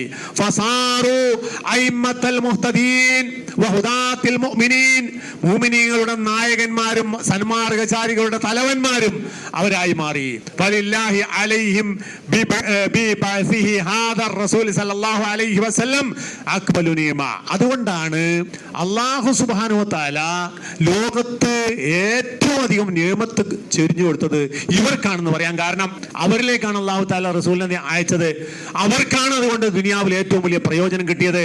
അതുകൊണ്ട് അവരാണ് ഏറ്റവും വലിയ നിഅമത്തിന് അർഹരായി തീർന്നത് എന്നാണ് ആ പറഞ്ഞത്. വഅജല്ലു മിൻഹ, അല്ലാഹുവിന്റെ ഏറ്റവും നല്ല മഹത്തായ സമ്മാനം കിട്ടിയവരും അവരാകുന്നു. അപ്പൊ ഞാൻ ഈ ആയത്ത് എന്തിനാണ് പറഞ്ഞത്? ഈ ആയത്ത് പറഞ്ഞതിന്റെ ഉദ്ദേശം, എന്തിനു വേണ്ടിയാണ് റസൂലുമാരെ അള്ളാഹു നിയോഗിച്ചത്? ആ നിയോഗിക്കപ്പെട്ടതിൽ ഏറ്റവും മുഖ്യമായ വിഷയം തെർബിയത്തും തസ്കിയത്തുമുള്ള ഒരു സമൂഹത്തെ ഉണ്ടാക്കലാകുന്നു എന്ന ആശയം നിങ്ങളെ ബോധ്യപ്പെടുത്താൻ വേണ്ടിയിട്ടാണ്. ഇനി നേരത്തെ ഞാൻ പറഞ്ഞല്ലോ, സംസ്കരണം എന്ന് പറയുന്ന വാക്ക് ആ ഉൾക്കൊള്ളുന്ന വ്യത്യസ്തങ്ങളായ പ്രയോഗങ്ങൾ ഖുർആനിലും ഹദീസിലും നമുക്ക് കാണാൻ പറ്റും. അതിലൊന്നാണ് തഹ്ദീബ് എന്ന് പറഞ്ഞാൽ. എന്താ തഹ്ദീബ് എന്ന് പറഞ്ഞാൽ? തഹ്ദീബ് എന്ന് പറഞ്ഞാൽ യഅനി തഹ്സീനുൽ അഖ്ലാഖി വ തഅദീലുസ് സുലൂക. തഹ്സീനുൽ അഖ്ലാഖ്, ഒരാള് മുഹദ്ദബാണെന്ന് പറഞ്ഞാൽ അയാളുടെ സ്വഭാവം നന്നാക്കലാണ്, അയാളുടെ സ്വഭാവവും പെരുമാറ്റവും നല്ല ഭംഗിയുള്ളതാക്കി തീർക്കുക. അങ്ങനെ ഭംഗിയുള്ള പെരുമാറ്റത്തിന്റെ ആളാവുക എന്ന് പറഞ്ഞാൽ അതിന്റെ അർത്ഥമാണ് എന്ത്? തഹ്ദീബ്. തഹ്ദീബുൽ അഖ്ലാഖി വ തഅദീലുസ് സുലൂക്, പെരുമാറ്റങ്ങൾ നന്നാക്കുക, സ്വഭാവങ്ങൾ നന്നാക്കുക. അതാണ് എന്തിൽ വരുന്നത്? ഒരാളെ മുഹദ്ദബാക്കുക. തഹ്ദീബ് എന്ന് പറഞ്ഞാൽ സംസ്കാരം എന്നാണ് അർത്ഥം. അപ്പൊ അവിടെ എന്തുണ്ട്? അത് തഹലിയത്തിന്റെ അർത്ഥമാണ്. തഹലിയത്ത് എന്നാൽ ഒരു ആഭരണം അണിയിക്കുക. അപ്പൊ ഒരാളിൽ ഏറ്റവും നല്ല സ്വഭാവങ്ങളെയും നന്മകളെയും ഉണ്ടാക്കുമ്പോഴാണ് അയാൾ നല്ലവനായി തീരുന്നത്. അപ്പൊ തഹ്ദീബ് എന്ന് പറയുന്ന അർത്ഥം, ആശയം ഉൾക്കൊള്ളുന്ന എന്താ? ഒരാളിൽ ഏറ്റവും നല്ല സ്വഭാവത്തെ ഉണ്ടാക്കാൻ ആവശ്യമായ കാര്യം ചെയ്യുമ്പോഴാണ് അവിടെ തഹ്ദീബ് എന്ന് പറയുന്ന ആശയം വരുന്നത്. അതേപോലെ വേറൊരു വാക്കാണ് തത്ഹീർ. തത്ഹീർ എന്ന് പറഞ്ഞാൽ തഹാർത്ത് നമ്മൾ സാധാരണ പഠിക്കുന്ന വാക്കാണ്. എല്ലാ ഇൽമിന്റെ കിതാബ് എടുത്ത് വായിച്ചാൽ ആദ്യം വായിക്കുന്ന കിതാബ് തഹാറ എന്ന തഹാറത്തിന്റെ അധ്യായം എന്നുമാണ് തുടങ്ങുക. ഒന്നാമത് വേണ്ട അതാണ്. നിസ്കാരത്തിന് മുമ്പ് എന്ത് വേണം? തഹാറത്ത് ഉണ്ടാകണം. എല്ലാ അമലുകൾക്ക് മുമ്പ് എന്തുണ്ടാകണം? ശുദ്ധി വരുത്തുക എന്നുള്ളത് വേണം. അതുകൊണ്ട് തന്നെ ശുദ്ധിക്ക് അതിന് മാത്രം വലിയ പ്രാധാന്യമുണ്ട്. അതിൽ നിന്നാണ് തത്ഹീർ ഉണ്ടാകുന്നത്. തത്ഹീറിന്റെ അർത്ഥം എന്താണ്? ശുദ്ധീകരിക്കലാണ്. ശുദ്ധീകരിക്കലാണ്. മിനൽ ഔസാഹി, വസഹുകളിൽ നിന്നും ദുനൂബി, കുറ്റങ്ങളിൽ നിന്ന്. രണ്ടു തരം ശുദ്ധീകരണമാണ്. വസഹ് എന്ന് പറഞ്ഞാൽ എന്താ? അഴുക്കാണ്. നമ്മുടെ മേല് പുരളുന്ന, അല്ലെങ്കിൽ നമ്മുടെ ശരീരത്തിൽ പുരളുന്ന, നമ്മുടെ വസ്ത്രത്തിൽ പുരളുന്ന അഴുക്കുകളിൽ നിന്നും വസ്ത്രത്തെ ശുദ്ധിയാക്കുക. അഴുക്കുകളിൽ നിന്നും നമ്മുടെ ശരീരത്തെ ശുദ്ധിയാക്കുക. ആ ശുദ്ധീകരണത്തിന് പറയുന്ന പേരാണെന്ത്? തഹാറത്ത്. ആ കൂട്ടത്തിൽ എന്തുണ്ട്? ദുനൂബുണ്ട്. ദുനൂബ് എന്താ? കുറ്റങ്ങളാണ്, തെറ്റുകളാണ്. അപ്പൊ തെറ്റുകളിൽ നിന്നും അഴുക്കുകളിൽ നിന്നും മനുഷ്യനെ ശുദ്ധീകരിക്കുക എന്ന അർത്ഥമാണ് എന്തിനുള്ളത്? തഹാറത്തില്ല. അപ്പൊ അവിടെ എന്താ ഉള്ളത്? തഹ്ലിയത്താണ്, ഒഴിവാക്കലാണ്. ഒന്നിൽ തഹ്ലിയത്താണ്. നമ്മുടെ ശരീരത്തിൽ നിന്ന് ചില സംഗതികളെ, നമ്മുടെ മനസ്സിൽ നിന്ന്, നമ്മുടെ പ്രവർത്തനങ്ങളിൽ നിന്ന് ചില സംഗതികളെ ഒഴിവാക്കി നിർത്തുക എന്നതാണ് എന്തുകൊണ്ടുണ്ടാകുന്നത്? തഹാറത്ത് കൊണ്ടുണ്ടാകുന്നത്. നമ്മൾ കുളിക്കുന്നു, ഒളു എടുക്കുന്നു, എന്താ സംഭവിക്കുന്നത്? ശരീരത്തിലും മേലൊക്കെ ഉണ്ടാകുന്ന അഴുക്കുകൾ ഒഴിവാക്കുക ചെയ്യുന്നത്. അവ തഹാറത്താണ്. ശരീരത്തിൽ നിന്ന് ഒരു സംഗതി ഇല്ലാതാക്കുക എന്നതാണ് ഇവിടെ തഹാറത്ത് വഴി വരുന്നത്. അതുകൊണ്ട് എന്താണ്? തഹ്ലിയത്താണ്. ഹല എന്ന് പറഞ്ഞാൽ ഒഴിവാക്കലാണ്. മറ്റതോ തഹ്ദീബ് എന്ന് പറഞ്ഞാൽ എന്താ? നേരത്തെ പറഞ്ഞ എന്താ? തഹ്ദീബ് എന്താ? നിങ്ങൾ കേൾക്കണില്ലേ പറഞ്ഞേ? തഹ്ദീബ് എന്താ? മറന്നു. എന്താ തഹ്ദീബ്? മറന്നുപോയി. ഒന്നുകൂടി ഞാൻ പറയാം. തഹ്ദീബ് തഹ്സീനുൽ അഖ്ലാഖാണ്. മനുഷ്യന്റെ സ്വഭാവം നന്നാക്കലാണ്. ഇല്ലാത്തൊരു സംഗതിയെ അവനിൽ ഉണ്ടാക്കലാണ്. സുലൂക്ക്, നമ്മുടെ പ്രവർത്തനങ്ങളെ, സമീപന രീതികളെ നന്നാക്കലാണ്. അത് നീതിയുക്തമാക്കലാണ്. അപ്പൊ ഒരു സംഗതി ഇല്ലാത്തൊരു കാര്യത്തെ കൂട്ടിച്ചേർക്കുന്ന എന്ത് പറയാ? തഹ്ദീബ് എന്ന് പറയാം. തത്ഹീർ എന്ന് പറഞ്ഞാലോ നമ്മളിൽ ഇല്ലാത്തൊരു സംഗതിയെ, നമ്മളിൽ ഉള്ള ഒരു സംഗതിയെ, ആവശ്യമില്ലാത്തൊരു സാധനത്തെ ഒഴിവാക്കുന്നത് എന്ത് പറയാ? തത്ഹീർ എന്ന് പറയാ. അപ്പൊ ഈ രണ്ടർത്ഥങ്ങളുടെയും സമ്മിശ്രമായ ആശയമാണ് എന്തിൽ നിന്ന് കിട്ടുന്നത്? തസ്കിയത്തിൽ നിന്ന് കിട്ടുന്നത്. തസ്കിയ എന്ന് പറഞ്ഞാൽ അതിലെന്തുണ്ട്? തഹാറത്തുണ്ട്, തഹ്ദീബുണ്ട്. ഈ രണ്ടും കൂടി കൂടിയ സമ്മിശ്രമായ ഒരു ആശയമാണ് എന്തിൽ കിട്ടുന്നത്? തസ്കിയത്ത് എന്ന് പറയുന്ന ആശയത്തിൽ നിന്ന്, വാക്കിൽ നിന്ന് കിട്ടുന്നത്. അപ്പോ അള്ളാഹുവിന്റെ റസൂൽ വന്ന എന്തിനാ? തസ്കിയത്തിന് വേണ്ടിയാണെന്ന് പറഞ്ഞാൽ നമ്മളിൽ ഉണ്ടാകേണ്ട, നമ്മളിൽ വന്നു ചേരേണ്ടതായ ഏറ്റവും നല്ല സ്വഭാവങ്ങളെയും പെരുമാറ്റങ്ങളെയും എല്ലാം നമ്മളിലേക്ക് ചേർക്കാൻ ആവശ്യമായ എല്ലാ പ്രേരണകളും നൽകലും, അതേപോലെ തന്നെ നമ്മളിൽ ഉണ്ടാകാൻ പാടില്ലാത്ത, മനുഷ്യൻ എന്ന നിലയ്ക്ക് മനുഷ്യൻ കാത്തു സൂക്ഷിക്കാൻ പാടില്ലാത്ത, മനുഷ്യത്വരഹിതമായ എല്ലാ സംഗതികളെയും നമ്മുടെ മനുഷ്യന്മാരുടെ മനസ്സിൽ നിന്ന്, അവരുടെ പ്രവർത്തനത്തിൽ നിന്ന് പാടെ ഒഴിവാക്കുകയും ചെയ്യാൻ ആവശ്യമായ പണിക്കാണ് എന്ത് പറയാ? തസ്കിയത്ത് എന്ന് പറയാ. അതാണ് തസ്കിയത്തിന്റെ അർത്ഥം. അതാണ് മനുഷ്യന്റെ ജീവിതത്തിലെ ഏറ്റവും പ്രധാനപ്പെട്ട. അതില്ലെങ്കിൽ പിന്നെ മനുഷ്യനില്ല. ആ തസ്കിയത്ത് എന്ന് പറഞ്ഞൊരു സംഗതി ഇല്ല എങ്കിൽ പിന്നെ മനുഷ്യനായി തീരുകയില്ല. അതെന്തുകൊണ്ടൊക്കെ ഉണ്ടാകണത് അത് വേറൊരു വിഷയമാണ്. അത് വെറുതെ ഉണ്ടാവില്ല. അത് ഉണ്ടാകണമെങ്കിലും അത് നിലനിൽക്കണമെങ്കിലും ആ സംസ്കാരവും ആ സംസ്കാര സമ്പന്നതയും നമ്മുടെ ജീവിതത്തിൽ നിലനിൽക്കണമെങ്കിൽ അത് വെറുതെ ഉണ്ടാവില്ല. അത് ആകാശത്ത് നിന്ന് പൊട്ടി മുളക്കൂല. അത് നമ്മുടെ പ്രവർത്തനത്തിന്റെ ഫലമായി ഉണ്ടാകണം. ആ പ്രവൃത്തി ആര് പറഞ്ഞു തരണം? അത് അള്ളാഹുവിന്റെ റസൂൽ പഠിപ്പിച്ചു തരണം. അതിനാണ് നമ്മൾ ഇബാദത്തുകൾ എടുക്കുന്നത്. ഇനി ഇതിൽ നമ്മൾ മനസ്സിലാക്കേണ്ട ഒരു കാര്യം, ഈ തസ്കിയത്ത് എന്ന് പറയുന്ന സംഗതി മനസ്സിന്റെ ഉള്ളിൽ മാത്രമുള്ള ഒരു കാര്യമല്ല. മനുഷ്യൻ വ്യവഹരിക്കുന്ന, മനുഷ്യൻ ഇടപെടുന്ന എല്ലാ ജീവിത മേഖലകൾക്കും ബാധകമായിട്ടുള്ള കാര്യമാണ് എന്ത്? തസ്കിയത്ത്. എല്ലാ കാര്യങ്ങളിലും അതിന് മനുഷ്യൻ വ്യവഹരിക്കുന്ന എല്ലാ വിഷയങ്ങളിലും ബാധകമായിട്ടുള്ളൊരു കാര്യമാണ് തസ്കിയത്ത് എന്നുള്ളത്. ഇതുപോലെ വിശ്വാസപരമായ കാര്യം, വിശ്വാസത്തിൽ തസ്കിയത്ത് വേണം. രണ്ടാമത്തത് പിന്നെയുള്ള പ്രധാനപ്പെട്ട കാര്യം ഇബാദത്തുകളാണ്. അതിലെന്ത് വേണം? തസ്കിയത്ത് ഉണ്ടാകണം. പിന്നെയോ മുആമലാത്തുകൾ, നമ്മുടെ ഇടപാടുകൾ, അതിൽ തസ്കിയത്ത് ഉണ്ടാകണം. പിന്നെ നമ്മുടെ അഖ്ലാഖുകൾ, പെരുമാറ്റങ്ങൾ, അതിലെന്തുണ്ടാകണം? സ്വഭാവങ്ങൾ, അതിലേക്ക് എന്തുണ്ടാകണം? തസ്കിയത്ത് ഉണ്ടാകണം. ഇതൊക്കെ എങ്ങനെയാണ് ഉണ്ടാകേണ്ടത്? എന്തൊക്കെയാണ് ആ തസ്കിയത്ത് എന്ന് പറഞ്ഞാൽ? ഒന്നാമതായി ഇപ്പൊ ഏറ്റവും പ്രധാനമായി നമ്മുടെ വിശ്വാസത്തെ ശുദ്ധീകരിക്കലാണ്. വിശ്വാസത്തിന്റെ ശുദ്ധീകരണം എന്നതാണ് ഒരു വിശ്വാസിയെ സംബന്ധിച്ചിടത്തോളം, ഒരു മനുഷ്യനെ സംബന്ധിച്ചിടത്തോളം ഒന്നാമതായി ഉണ്ടാകേണ്ടത്. എന്തിൽ നിന്നാണ് ശുദ്ധീകരിക്കേണ്ടത്? വികലമായ വിശ്വാസങ്ങൾ ഉണ്ടാകാൻ പാടില്ല. ശിർക്കിന്റെ അമലുകളോ ശിർക്കിന്റെ വിശ്വാസങ്ങളോ ഉണ്ടാകാൻ പാടില്ല. ശിർക്കിന്റെ അമലുകളും വിശ്വാസങ്ങളും ഇല്ലാത്ത ശുദ്ധമായ കറകളഞ്ഞ വഹദാനിയത്ത്, അള്ളാഹുവിന്റെ വഹദാനിയത്ത് പ്രഖ്യാപിക്കപ്പെടുമ്പോഴാണ് വിശ്വാസം എന്ന് പറയുന്നത് മലിനമുക്തമായി തീരുന്നത്. മാലിന്യമില്ലാത്ത സംശുദ്ധമായ ഈമാനായി തീരുന്നത് ഈമാനിൽ ശിർക്ക് കലരാതിരിക്കുമ്പോഴാണ്. ശിർക്ക് കലർന്നതോടി അതെന്തായി? ബാത്തിലായ ഒരു സംഗതിയായി. അപ്പൊ അവർ തന്നെ തുടങ്ങണം. ഒന്നാമതായ ശുദ്ധീകരണം എന്ന് പറഞ്ഞാൽ എല്ലാവിധ ശിർക്കിന്റെ മാലിന്യങ്ങളിൽ നിന്നും വിശ്വാസങ്ങളിൽ നിന്നും അതിന്റെ അമാലുകളിൽ നിന്നും നമ്മൾ മുക്തമായി തീരുകയും പരിപൂർണമായ തൗഹീദിന്റെ അവകാശികളായി തീരുകയും ചെയ്യാന്നുള്ളതാണ്. അവിടെയാണ് സംസ്കരണം, വിശ്വാസത്തിന്റെ സംസ്കരണം. പിന്നെയുള്ള കാര്യം എന്താണ്? നമ്മുടെ ഇബാദത്തിന്റെ സംസ്കരണങ്ങളാണ്. ഇബാദത്ത് എന്ന് പറഞ്ഞാൽ കുറേ കാര്യങ്ങൾ, പല തരത്തിലുള്ള ഇബാദത്തുകൾ മനുഷ്യൻ ചെയ്യുന്നുണ്ട്. അതായത് മനുഷ്യനോട് ചെയ്യാൻ കൽപ്പിച്ചതും ചെയ്യുന്നുണ്ട്, ചെയ്യാൻ കൽപ്പിക്കാത്തതും ചെയ്യുന്നുണ്ട്. ഇവന്റെ വിചാരം എന്താണ്? ഇതൊക്കെ ചെയ്തു കഴിഞ്ഞാൽ നല്ലതാണ്, അതൊക്കെ പുണ്യകരമായ കാര്യമാണ് എന്ന വിചാരത്തിൽ പല കാര്യങ്ങളും മനുഷ്യൻ ചെയ്യുന്നത്. അതൊന്നും ചെയ്യേണ്ടതല്ല. ചെയ്യേണ്ടത് എന്താണ്? ബിദ്അത്തിൽ നിന്ന് മുക്തമായ അമലായിരിക്കണം, ഇബാദത്തായിരിക്കണം. അപ്പൊ ഇബാദത്തുകളെ ബിദ്അത്തിൽ നിന്ന് മുക്തമാകുമ്പോഴാണ് ഇബാദത്ത് എന്താകുന്നത്? സംസ്കരിക്കപ്പെടുന്നത്. ഇബാദത്തുകൾ എന്തുണ്ടാൻ പാടില്ല? ബിദ്അത്ത് ചേരാൻ പാടില്ല.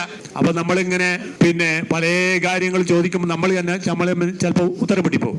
ഇപ്പോ ഷാബാൻ 15 വലിയ പോരിശുള്ള ദിവസമാണ്. അതുകൊണ്ട് അന്ന് ഷാബാൻ 15 അന്ന് പകൽ എന്ത് ചെയ്യണം? നോമ്പ് നോൽക്കണം, രാത്രിയിൽ നിന്ന് നിസ്കരിക്കുകയും ചെയ്യണം എന്ന് പറയുന്ന ഒരു ഫضل പറയുന്ന ഹദീസ് ഉണ്ട്. ദുർബലമായ ഹദീസാണ്, തെളിവിന് പറ്റാത്താണ്. നബി സല്ലല്ലാഹു അലൈഹി വസല്ലമ പഠിപ്പിച്ചതായി വ്യക്തമായി തെളിയിക്കപ്പെടാത്ത വാറോലകൾപ്പെട്ട ഒരു ഹദീസാണത്. അത് വെച്ചുകൊണ്ട് എന്ത് ചെയ്യുന്നു? പല ആളുകളും അന്ന് നോമ്പ് നോൽക്കുകയും ചെയ്യുന്നു, അന്ന് പ്രത്യേകമായി പോരിശയാക്കുന്നു, അന്ന് പ്രത്യേകമായ അനുഷ്ഠാനങ്ങളും ആചാരങ്ങളും ഒക്കെ ചെയ്തുകൊണ്ടിരിക്കും. അങ്ങനെ ചെയ്യൽ നോമ്പല്ലേ, നല്ലതല്ലേ? രാത്രി നിസ്കരിക്കാന്നുള്ള മോശമല്ലൊന്നല്ലല്ലോ. അന്ന് ആ നിസ്കരിച്ചപ്പം തങ്ങൾക്ക് ദോഷം എന്ന് ചോദിക്കുന്നവരുണ്ട്. സത്യത്തിൽ അവിടെ നമ്മൾ കാണേണ്ട കാര്യം എന്താണ്? പുണ്യമാണോ പുണ്യമല്ലേ എന്ന് തീരുമാനിക്കുന്നത് ആ കാര്യത്തിൽ നബി സല്ലല്ലാഹു അലൈഹി വസല്ലമയുടെ സുന്നത്തുണ്ടാകുമ്പോഴാണ്. ഇന്ന ദിവസത്തിന് ഇന്ന ഫضലുകളുണ്ട്, ഇന്ന പ്രത്യേകതകളുണ്ട്, അതുകൊണ്ട് നിങ്ങൾ അന്നേ ദിവസം ഇന്ന പണി ചെയ്യണം എന്ന് നബി സല്ലല്ലാഹു അലൈഹി വസല്ലമ പറയുമ്പോഴാണ് അതിന് ഫضലുണ്ടാകുന്നത്. റസൂലുള്ളാഹിന്റെ നിർദ്ദേശങ്ങൾക്ക് വിധേയമായിട്ടല്ലാതെ ഒരാൾ ആ പണി ചെയ്താലോ? ചെയ്യുന്ന നിസ്കാരമാണ്, നോമ്പാണ്, ഒക്കെ ശരി തന്നെ. പക്ഷേ റസൂലുള്ളാഹിന്റെ നിർദ്ദേശങ്ങൾക്ക് അപ്പുറത്ത് നിന്നുകൊണ്ട് ഒരാൾ ആ പണി ചെയ്താൽ അതിന് പറയുന്ന പേരാണ് ബിദ്അത്ത്. കുല്ലു ബിദ്അത്തിൻ ളലാല വകുല്ലു ളലാലത്തിൻ ഫിന്നാർ. എല്ലാ ബിദ്അത്തുകളും വഴികേടുകളാണ്, എല്ലാ വഴികേടുകൾ ചെന്നെത്തുന്ന നരകത്തിലാണ്. അപ്പൊ നരകത്തിലേക്കുള്ള ഒരു ഇബാദത്ത് നമ്മൾ എടുക്കുകയാണ്. അപ്പൊ ഇത്തരം ബിദ്അത്തുകളിൽ നിന്ന് നമ്മൾ മുക്തമാവുക എന്നതാണ് പ്രധാനപ്പെട്ട കാര്യം. ഇബാദത്തുകൾ ശുദ്ധമാകണമെങ്കിൽ ബിദ്അത്ത് ചേരാൻ പാടില്ല. ബിദ്അത്ത് ചേർന്നു കഴിഞ്ഞാൽ അമൽ ബാത്തിലായി. കാരണം റസൂലുള്ളാഹിന്റെ മാതൃകക്ക് വിധേയമല്ലാത്ത അമലായി അത് മാറുന്നു. അതുകൊണ്ടാണ്.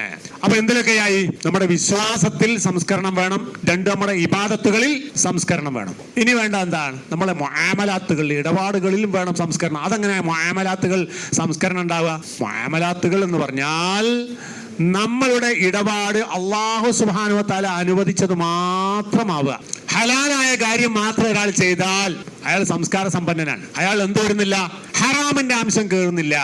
അപ്പൊ ഹറാമായ, നിഷിദ്ധമായ, ദീൻ ഇഷ്ടപ്പെടാത്ത, അള്ളാഹുവിന് ഇഷ്ടമില്ലാത്ത കാര്യങ്ങൾ ചേരാത്ത നിലയിൽ അള്ളാഹു അനുവദിച്ചതായ കാര്യം മാത്രം ഒരാൾ ചെയ്യുന്നുണ്ട് എങ്കിൽ അയാൾ എന്താണ്? അയാളെ കുറിച്ച് എന്ത് പറയാം? സംസ്കരണമുള്ള, തസ്കിയത്തുള്ള ആളാന്ന് പറയാം. ഹറാമ് കലരാത്ത ഹലാലിന്റെ അടിസ്ഥാനത്തിൽ മാത്രം ഒരാൾ പ്രവർത്തിക്കുന്നുണ്ട് എങ്കിൽ അത് എല്ലാ കാര്യത്തിലും ബാധക.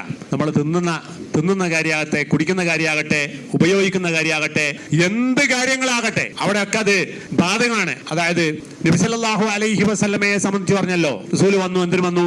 യുഹില്ലു ലഹുമുത് ത്വയ്യിബാത്ത് വയുഹർരിമു അലൈഹിമുൽ ഖബായിസ്. ജനങ്ങൾക്ക് നല്ലതായ ത്വയ്യിബായ കാര്യങ്ങളെ റസൂൽ അനുവദനീയമാക്കി കൊടുക്കുകയും വയുഹർരിമു അലൈഹിമുൽ ഖബായിസ്, മോശപ്പെട്ട, വൃത്തികെട്ട എല്ലാ കാര്യങ്ങളെയും നിഷിദ്ധമാക്കുകയും ചെയ്തു. അപ്പൊ ദീൻ നിഷിദ്ധമാക്കിയിട്ടുള്ള കാര്യങ്ങളെല്ലാം എന്താ? വൃത്തികെട്ട കാര്യങ്ങളാണ്, നമുക്ക് കൊള്ളാത്ത കാര്യങ്ങളാണ്, നമ്മളെ ഭൗതികമായും ആത്മീയമായും മനുഷ്യന് ചേരാത്ത കാര്യങ്ങളാണ്. പാടില്ല എന്ന് ദീനുൽ ഇസ്ലാം വിലക്കിയിട്ടുള്ളത്. അപ്പൊ ഒരാള് അത് ചെയ്താലോ സംസ്കാര സമ്പന്നൻ അല്ലാണ്ടായി. ഈ പറഞ്ഞ നിയമങ്ങൾക്കനുസരിച്ച് ഹലാലായി അള്ളാഹു നിശ്ചയിച്ചുള്ള ആഹാരങ്ങൾ മാത്രം കഴിക്കുന്നു, അതനുസരിച്ച് മാത്രം അയാൾ ജീവിക്കുന്നു, ആ നിലയ്ക്ക് ഒരാൾ ഇടപാടുകൾ ഉണ്ടാകുന്നു എങ്കിൽ അവൻ സംസ്കാരം ഉള്ളവനായി. ഇങ്ങനെ ജീവിതത്തിന്റെ സർവതലസ്പർശിയായ ഒരു വിഷയമാണെന്ത് സംസ്കരണം അഥവാ തസ്കിയത്ത് എന്ന് പറഞ്ഞാൽ. അതേപോലെ അതിൽപ്പെട്ട സംഗതിയാണെന്ത് തസ്കിയത്തുൽ അഖ്ലാഖ് വസ്സുലൂക്ക്, നമ്മളുടെ സ്വഭാവങ്ങളും പെരുമാറ്റങ്ങളും സംസ്കാര സമ്പന്നമാവുക എന്നുള്ളത്. ചില കാര്യങ്ങളൊക്കെ നമ്മുടെ പെരുമാറ്റത്തിൽ വരുന്ന, നമ്മുടെ സ്വഭാവത്തിൽ വരുന്ന കുറേയേറെ കാര്യങ്ങൾ തെറ്റായ സംഗതികളുണ്ട്. അപ്പൊ തെറ്റായ സംഗതികൾ ഇല്ലാതിരിക്കുകയും ശരിയായ സ്വഭാവങ്ങൾ ഉണ്ടാവുക. അപ്പൊ അഖ്ലാഖ് നല്ലതാവുക, അഖ്ലാഖ് മോശപ്പെട്ട അഖ്ലാഖ് ഉണ്ടാകാൻ പാടില്ല. സ്വഭാവങ്ങൾ നല്ലതായിരിക്കണം, സ്വഭാവങ്ങൾ ഒരിക്കലും എന്താകാൻ പാടില്ല, മോശമായത് ആകാൻ പാടില്ല. അപ്പൊ എന്തൊക്കെയാണ് ഈ നല്ല സ്വഭാവങ്ങൾ എന്ന് പറഞ്ഞാൽ? മിസാലുൽ അഖ്ലാഖ്, മക്കാരിമുൽ അഖ്ലാഖ് എന്ന് പറഞ്ഞാൽ എന്താണ്? ഒരാള് സത്യമുള്ളവനാവുക, സിദ്ഖുള്ളവനാവുക, അതുപോലെ തന്നെ അമാനത്തുള്ളവനാവുക. അസ്സിദ്ഖു വൽ അമാന എന്ന് പറഞ്ഞാൽ സംസ്കാര സമ്പന്നനായ ഒരാളിൽ നിലനിൽക്കുന്ന കാര്യമാണ്. ഇനി സംസ്കാരം ഇല്ലാത്തവനാണെങ്കിലോ അവന്റെ പെരുമാറ്റം എന്തായിരിക്കും? ഇതിന് നേരെ ഓപ്പോസിറ്റ് ആയിരിക്കും. അവൻ കെതിവുണ്ടാവും, കള്ളത്തരം ഉണ്ടാവും, അതുപോലെ തന്നെ ഫുജൂർ ഉണ്ടാവും, ഉറൂർ ഉണ്ടാവും, വഞ്ചന ഉണ്ടാവും. വഞ്ചനയോ കെതിവോ കളവോ അടങ്ങാത്ത സിദ്ഖ് അത് നിലനിർത്തുക. വൽ അമാനത്ത് വിശ്വസ്തത നിലനിർത്തുക. അത്തഹദ്ദുസ് ബിൽ ഹഖ്, അതാണ് സിദ്ഖ് എന്ന് പറഞ്ഞാൽ. പറയുന്നത് എന്തായിരിക്കണം? സത്യമായിരിക്കണം. സത്യമല്ലാത്തൊരു വചനവും ഒരാൾ പറയുന്നില്ല എങ്കിൽ അയാൾ സംസ്കാര സമ്പന്നനാണ്. വഹിഫുൽ ഹുഖൂഖി വൽ വദാഇ, അമാനത്ത് എന്ന് പറഞ്ഞാൽ എന്താ അർത്ഥം? അവകാശങ്ങളെ സംരക്ഷിക്കാനല്ല. നമ്മളെ ഒരു കാര്യം ഒരാൾ പറഞ്ഞേൽപ്പിക്കുന്നു, അല്ലെങ്കിൽ നമ്മളെ കയ്യിൽ ഒരു സാധനം തന്നേൽപ്പിക്കുന്നു, അത് ഇന്ന പ്രകാരം ചെയ്യണമെന്ന് നമ്മളെ ഏൽപ്പിക്കുന്നു. ആ ഏൽപ്പിക്കപ്പെട്ട സംഗതിയെ വിശ്വസ്തമായി നമ്മൾ ഉപയോഗിക്കുന്നുണ്ട് എങ്കിൽ അതിനാണ് സംസ്കാരം എന്ന് പറയാ. അതില്ലെങ്കിലോ അതിന് ഉൾട്ടയായി ഏതെങ്കിലും തരത്തിൽ അതിൽ അന്യായം കാണിക്കാനുള്ള ഒരു വ്യഗ്രത ഒരാൾക്കുണ്ട് എങ്കിൽ അയാൾ സിദ്ഖുല്ല, അമാനത്തുമില്ല. അപ്പൊ സിദ്ഖ്, അമാനത്ത് എന്നൊക്കെ പറയുന്നത് നമ്മുടെ ജീവിതത്തിൽ പുലർത്തപ്പെടേണ്ട നല്ല സ്വഭാവങ്ങൾപ്പെട്ടതാണ്. അതുപോലെ തന്നെ മറ്റൊരു കാര്യമാണ് സബർ ഉണ്ടാകണം, ക്ഷമ ഉണ്ടാകണം. ക്ഷമ എന്തൊക്കെ കാര്യങ്ങൾ ഉണ്ടാകണം? ക്ഷമ എന്ന് പറയുമ്പോൾ ഒരു വിശാലമായ മാനമുള്ളൊരു സംഗതിയാണ് ക്ഷമ. നമ്മൾക്ക് ദുരിതമോ ബുദ്ധിമുട്ടോ പ്രയാസങ്ങളോ ഒക്കെ ഉണ്ടാകുമ്പോ നമ്മൾ ക്ഷമിക്കാറുണ്ട്, ക്ഷമിക്കണം നമ്മൾ പറയാറുണ്ട്. അവിടെ ക്ഷമ വേണം. അല്ലെങ്കിൽ എന്താ ക്ഷമ അല്ലെങ്കിൽ എന്താ സംഭവിക്കുക? കഴിഞ്ഞ ദിവസങ്ങൾ ഒരു ചങ്ങാതിനെ കണ്ടില്ലേ, കോൺഫിഡന്റ് എന്നാ പേര്, അയാളുടെ സ്ഥാപനത്തിന് പേര് കോൺഫിഡന്റ് ആണ്, ആത്മവിശ്വാസം എന്നൊക്കെയാണ് എന്റെ അർത്ഥം. പക്ഷേ പ്രയാസം വന്നപ്പോ മൂപ്പര് നെറ്റിക്ക് കൊടുത്തു വെടി. എന്താ കാര്യം? ക്ഷമല്ല, നേരിടാനുള്ള കെൽപ്പില്ല. അള്ള തന്ന ജീവിതമാണ്, അള്ള തന്ന ജീവിതം എടുക്കാനുള്ള അവകാശം അള്ളാഹ്ക്ക് മാത്രമേ ഉള്ളൂ, അതെനിക്കില്ല എന്ന് ചിന്തിക്കുവാനും ക്ഷമിക്കുവാനും കഴിയാത്തത് കൊണ്ടാണ് അങ്ങനെ ഒരു ദുർഗതി സംഭവിക്കുന്നത്. അപ്പൊ ക്ഷമ അവലംബിക്കാന്നുള്ളത് അവിടെ വേണം. അതേപോലെ തന്നെ ഒരു തെറ്റായ കാര്യം ചെയ്യാതിരിക്കാൻ, തെറ്റിലേക്ക് എപ്പോഴും പ്രേരിതനാണ് മനുഷ്യൻ. ഏത് സമയവും തെറ്റ് ചെയ്യാനുള്ള പ്രേരണ. ചീത്തയായ കാര്യം ചെയ്യാൻ വേണ്ടിയുള്ള ഒരു അഭിനിവേശം മനുഷ്യന് പൊതുവെ ഉള്ളതാണ്. അപ്പൊ അങ്ങനെയുള്ള ഒരു താല്പര്യം മനുഷ്യന്റെ മുമ്പിൽ ഉണ്ട്. അങ്ങനെയുള്ള ഒരാള് അതിൽ നിന്ന് ഒഴിഞ്ഞു നിൽക്കാനും മാറി നിൽക്കാനും കഴിയണമെങ്കിൽ വേണം അയാൾക്ക് നല്ല ക്ഷമ ഉണ്ടാകണം, നല്ല സബർ ഉണ്ടാകണം. സബറുള്ള ഒരാൾക്ക് മാത്രമേ തെറ്റായ കാര്യങ്ങൾ ചെയ്യേണ്ട തീരുമാനിക്കാൻ പറ്റൂ. അതുപോലെ തന്നെ റിള ഉണ്ടാകണം. റിള എന്ന് പറഞ്ഞാൽ എന്താ? തൃപ്തിയൻ. അല്ലാഹു സുബ്ഹാനഹു വ തആല നമുക്ക് തന്നതേ ഉള്ളൂ, അതിൽ തൃപ്തി അടയാൻ പറ്റണം. അത് മറ്റവന് എത്ര കൊടുത്തല്ലോ, ഇവന് എത്ര കിട്ടിയല്ലോ, അങ്ങനെ വിചാരമേ ഉണ്ടാകാൻ പാടില്ല. അല്ലാഹു തആല നമുക്ക് എത്രയാണോ തന്നത് ആ തന്നതിൽ സംതൃപ്തിയുള്ള ഒരു ജീവിതം നമുക്ക് കഴിക്കാൻ പറ്റണം. അതാണ് ധന്യമായ മനസ്സെന്ന് പറഞ്ഞാൽ. കിട്ടിയതിൽ സംതൃപ്തി അടയാനുള്ള ഒരു കഴിവ് ഒരാൾക്ക് ഉണ്ടാവുക എന്നുള്ളതാണ് ധന്യമായ ജീവിതം. അയാൾക്ക് കോടികൾ ഉണ്ടായിട്ടൊരു കാര്യമില്ല, അതൊന്നും പ്രയോജനപ്പെടൂല. ഈ വിശാലത, മനസ്സിന്റെ വിശാലത എന്നാൽ അത് സബർ കൊണ്ടും റിള കൊണ്ടും ഉണ്ടാകുന്നതാണ്. അതുപോലെ തന്നെ ഖനാഅത്ത്, അതാ പറഞ്ഞ സബാത്തു ഇൻദ ശദായിദ്, പ്രയാസ പ്രതിസന്ധി ഘട്ടങ്ങളിൽ പിടിച്ചു നിൽക്കാനുള്ള കെൽപ്പാണ് ക്ഷമ എന്ന് പറഞ്ഞാൽ. വൽ ഖനാഅത്തു ബിമാ ഖസമല്ലാഹ്, അല്ലാഹു സുബ്ഹാനഹു വ തആല ഒരു വ്യക്തിക്ക് വീതിച്ചു കൊടുത്തിട്ടുള്ള അവന്റെ വിഹിതത്തിൽ അവൻ തൃപ്തി അടയാനും കഴിയണം. അതിനാണ് റിള എന്ന് പറയാ. ഇതൊക്കെ നല്ല സ്വഭാവങ്ങൾപ്പെട്ടാണ്.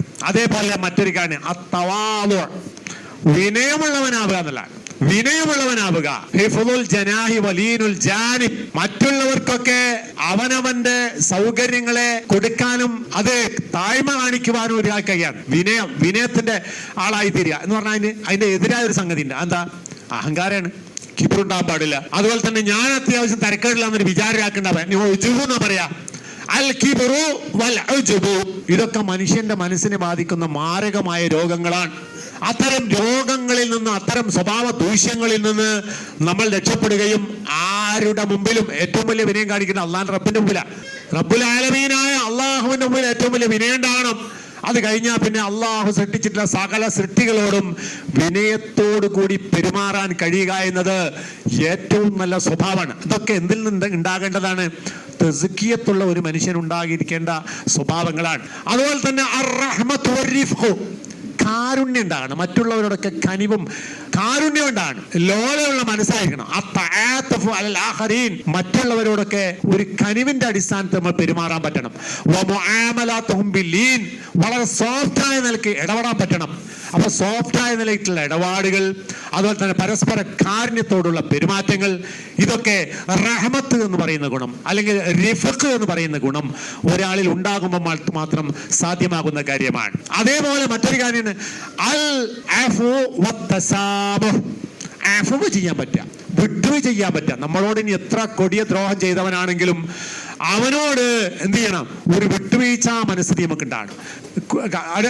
അതികഠിനമായ ഒരു പ്രതികാര മനസ്ഥിതിയോ നമ്മൾ മനസ്സിൽ വയ്ക്കാൻ പാടില്ല. പ്രതികാര മനസ്ഥിതി എത്രത്തോളം നമ്മുടെ മനസ്സിലുണ്ടാകുന്നുവോ അത്രത്തോളം നമ്മുടെ മനസ്സ് ചീത്തയായിക്കൊണ്ടിരിക്കും, നമുക്ക് അസ്വസ്ഥമായിരിക്കും. പ്രതികാര മനസ്ഥിതി നമ്മുടെ മനസ്സിൽ കാത്തു സൂക്ഷിക്കുന്ന കാലത്തോളം നമ്മുടെ മനസ്സ് എപ്പോഴും അസ്വസ്ഥമായിക്കൊണ്ടേയിരിക്കും. ആ അസ്വസ്ഥത വെറുതെ നമ്മൾ താങ്ങേണ്ടതില്ല. പിന്നെ എന്തെയുള്ളൂ? അഫു. ഓൻ അറിയാത്തതുകൊണ്ടാകാം, അല്ലെങ്കിൽ അവനെന്തോ എന്നെ കുറിച്ച് അങ്ങനെ ദുർവിചാരങ്ങൾ ഉണ്ടായിരിക്കാം, ഒരു ശരി കൊണ്ടായിരിക്കാം, തെറ്റുകൊണ്ടായിരിക്കാം, ഏതായിരുന്നാലും ശരി എനിക്ക് അല്ലാഹു തആല വിധിച്ചതല്ലേ സംഭവിക്കാൻ പോകുന്നുള്ളൂ എന്നൊരു വിചാരത്തിൽ അഫ്വ് ചെയ്യാൻ പറ്റുക, തസാമു വിട്ടുവീഴ്ച ചെയ്യാൻ പറ്റുക.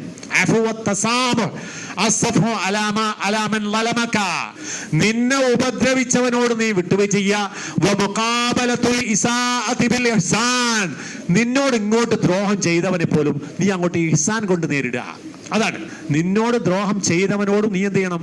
ഇഹ്സാൻ കൊണ്ട് തിരിച്ചു കൊടുക്കുക. ഇപ്പൊ നമ്മൾ കുറെ ദ്രോഹിച്ചു, കുറെ ചീത്ത വിളിച്ചു, കുറെ അടിച്ചു, അങ്ങനെയൊക്കെ ചെയ്ത ഒരു മനുഷ്യനോട് നമ്മൾ തിരിച്ചടപെടുമ്പോൾ ഒരു നല്ല ഇടപാടാണ് നടത്തുന്നതെങ്കിൽ അവന്റെ മനസ്സ് സ്വാഭാവികം മാറും. അതുകൊണ്ടല്ലേ ഖുർആൻ പറഞ്ഞത്? എന്താ പറഞ്ഞത്? ഇദ്ഫഅ ബില്ലതി ഹിയ അഹ്സൻ ഫഇദല്ലദി ബൈനക വബൈനഹു അദാവത്തുൻ കഅന്നഹു വലിയുൻ ഹമീം. നീ നല്ല കാര്യങ്ങൾ കൊണ്ടാണ് പ്രതിരോധിക്കേണ്ടത്. നല്ല രീതിയിൽ പ്രതിരോധിക്കണം. അങ്ങനെ ചീത്ത കൊണ്ട് പ്രതിരോധിക്കാൻ പാടില്ല. നല്ലതുകൊണ്ട് നീ പ്രതിരോധിച്ചാൽ നീയും നിന്റെ ശത്രുവും തമ്മിൽ ഉള്ള ആ ഇടപാട് വഴി നിന്റെ ശത്രു നിന്റെ ഏറ്റവും വലിയ ഉറ്റ മിത്രമായി മാറുന്ന. അപ്പൊ നമ്മുടെ പെരുമാറ്റം നന്നായി കഴിഞ്ഞാൽ ഏത് ശത്രുവിനെയും നമുക്ക് മിത്രമാക്കി മാറ്റാൻ പറ്റുന്ന. പക്ഷെ നമുക്കൊക്കെ എത്രമാത്രം അത് കഴിയുന്നുണ്ടെന്നുള്ളത് നമുക്കറിയില്ല. നമ്മൾക്കൊക്കെ എത്രമാത്രം അത് കഴിയുന്നുണ്ട് നമുക്കറിയില്ല. നമ്മൾ മനുഷ്യന്മാരാണ് എന്നതുകൊണ്ട് പലപ്പോഴും ഇപ്പറഞ്ഞ കാര്യങ്ങളൊന്നും ചില പ്രത്യേകമായ സന്ദർഭത്തിൽ നമുക്കൊന്നും അങ്ങോട്ട് ആ നിലക്ക് ആ ജീവിതത്തിൽ അങ്ങോട്ട് നടപ്പാക്കാൻ ഒരുപക്ഷെ നമുക്ക് കഴിയുന്നുണ്ടാവില്ല. പക്ഷെ നമ്മൾ ആകേണ്ടത് അതാണ്. നമ്മൾ എന്താകുന്നു എന്നതല്ല, നമ്മൾ ആകേണ്ടത് എന്ത്? ഇസ്ലാം കൊണ്ട്, ഇസ്ലാമിന്റെ തസ്കിയത്ത് കൊണ്ട് നമ്മൾ ആകേണ്ടത് എവിടെ എന്നുള്ളത് പറയുമ്പോൾ തീർച്ചയായും ഇതൊക്കെ നമ്മൾ മനസ്സിലാക്കേണ്ടത്. അതേപോലെ തന്നെ നമ്മൾക്കുണ്ടാകേണ്ട ഏറ്റവും നല്ല സ്വഭാവങ്ങൾ ഒന്നാണ് ഹയാ ഉണ്ടാവുക എന്നുള്ളത്. എന്താ ഹയാ എന്ന് പറഞ്ഞാൽ? ഹയാ എന്താ? ലജ്ജ. ലജ്ജയുള്ളവനാകണം. ലജ്ജ എന്ന് പറഞ്ഞാൽ എന്താ? ഒരു കാര്യത്തിൽ അങ്ങോട്ട് ഇറങ്ങിപ്പോടില്ല. അവൻ കാണൂല, ഇവൻ കാണൂല, അതല്ല ലജ്ജ. അതല്ല ലജ്ജ. പിന്നെന്താണ്? ഖുലുഖുൻ യബഅസു അലാ തർക്കിൽ കബാഹി. അതാണ് ഖുലുഖുൻ യബഅസു അലാ തർക്കിൽ ഖബാഇഹ്. ചീത്തയായ ഒരു കാര്യം പിന്നെ ഉപേക്ഷിക്കുക. പിന്നെ അതായത് മനുഷ്യനെ ചീത്തയായ ഒരു കാര്യം ചെയ്യാൻ പ്രേരിപ്പിക്കുന്ന സ്വഭാവം. അതാണ് ഖുലുഖുൻ യബഅസു, ഒരു സ്വഭാവം. അത് മനുഷ്യനെ നിയോഗിക്കുന്നു അലാ തർക്കിൽ കബാഇഹ്, ചീത്ത ചെയ്യാതിരിക്കാൻ. ചീത്തയായ കാര്യം ചെയ്യാതിരിക്കാൻ മനുഷ്യനെ പ്രേരിപ്പിക്കുന്ന സംഗതി എന്താണോ അതാണ് എന്ത്? ഹയാ എന്ന് പറഞ്ഞാൽ ഒരാള് പബ്ലിക്കിൽ നമുക്ക് പ്രൈവറ്റായ നമ്മുടെ പ്രൈവസിയിൽ നമുക്ക് അനുവദനീയമായ ഒരു കാര്യം, നമ്മുടെ പ്രൈവസിയിൽ നമുക്ക് തീർത്തും അനുവദനീയമായ ഒരു കാര്യം ഒരാൾ അങ്ങാടി പോയിട്ട് റോട്ടിന്റെ നടുക്ക് പോയി ചെയ്താലോ അത് നമ്മൾ എന്താ പറയാ? ഹയാ ഇല്ലാത്തവനല്ലേ? കുറച്ചെങ്കിലും കുറവുള്ള ഒരാളെ ചെയ്യൂല നമ്മൾ പറയില്ലേ?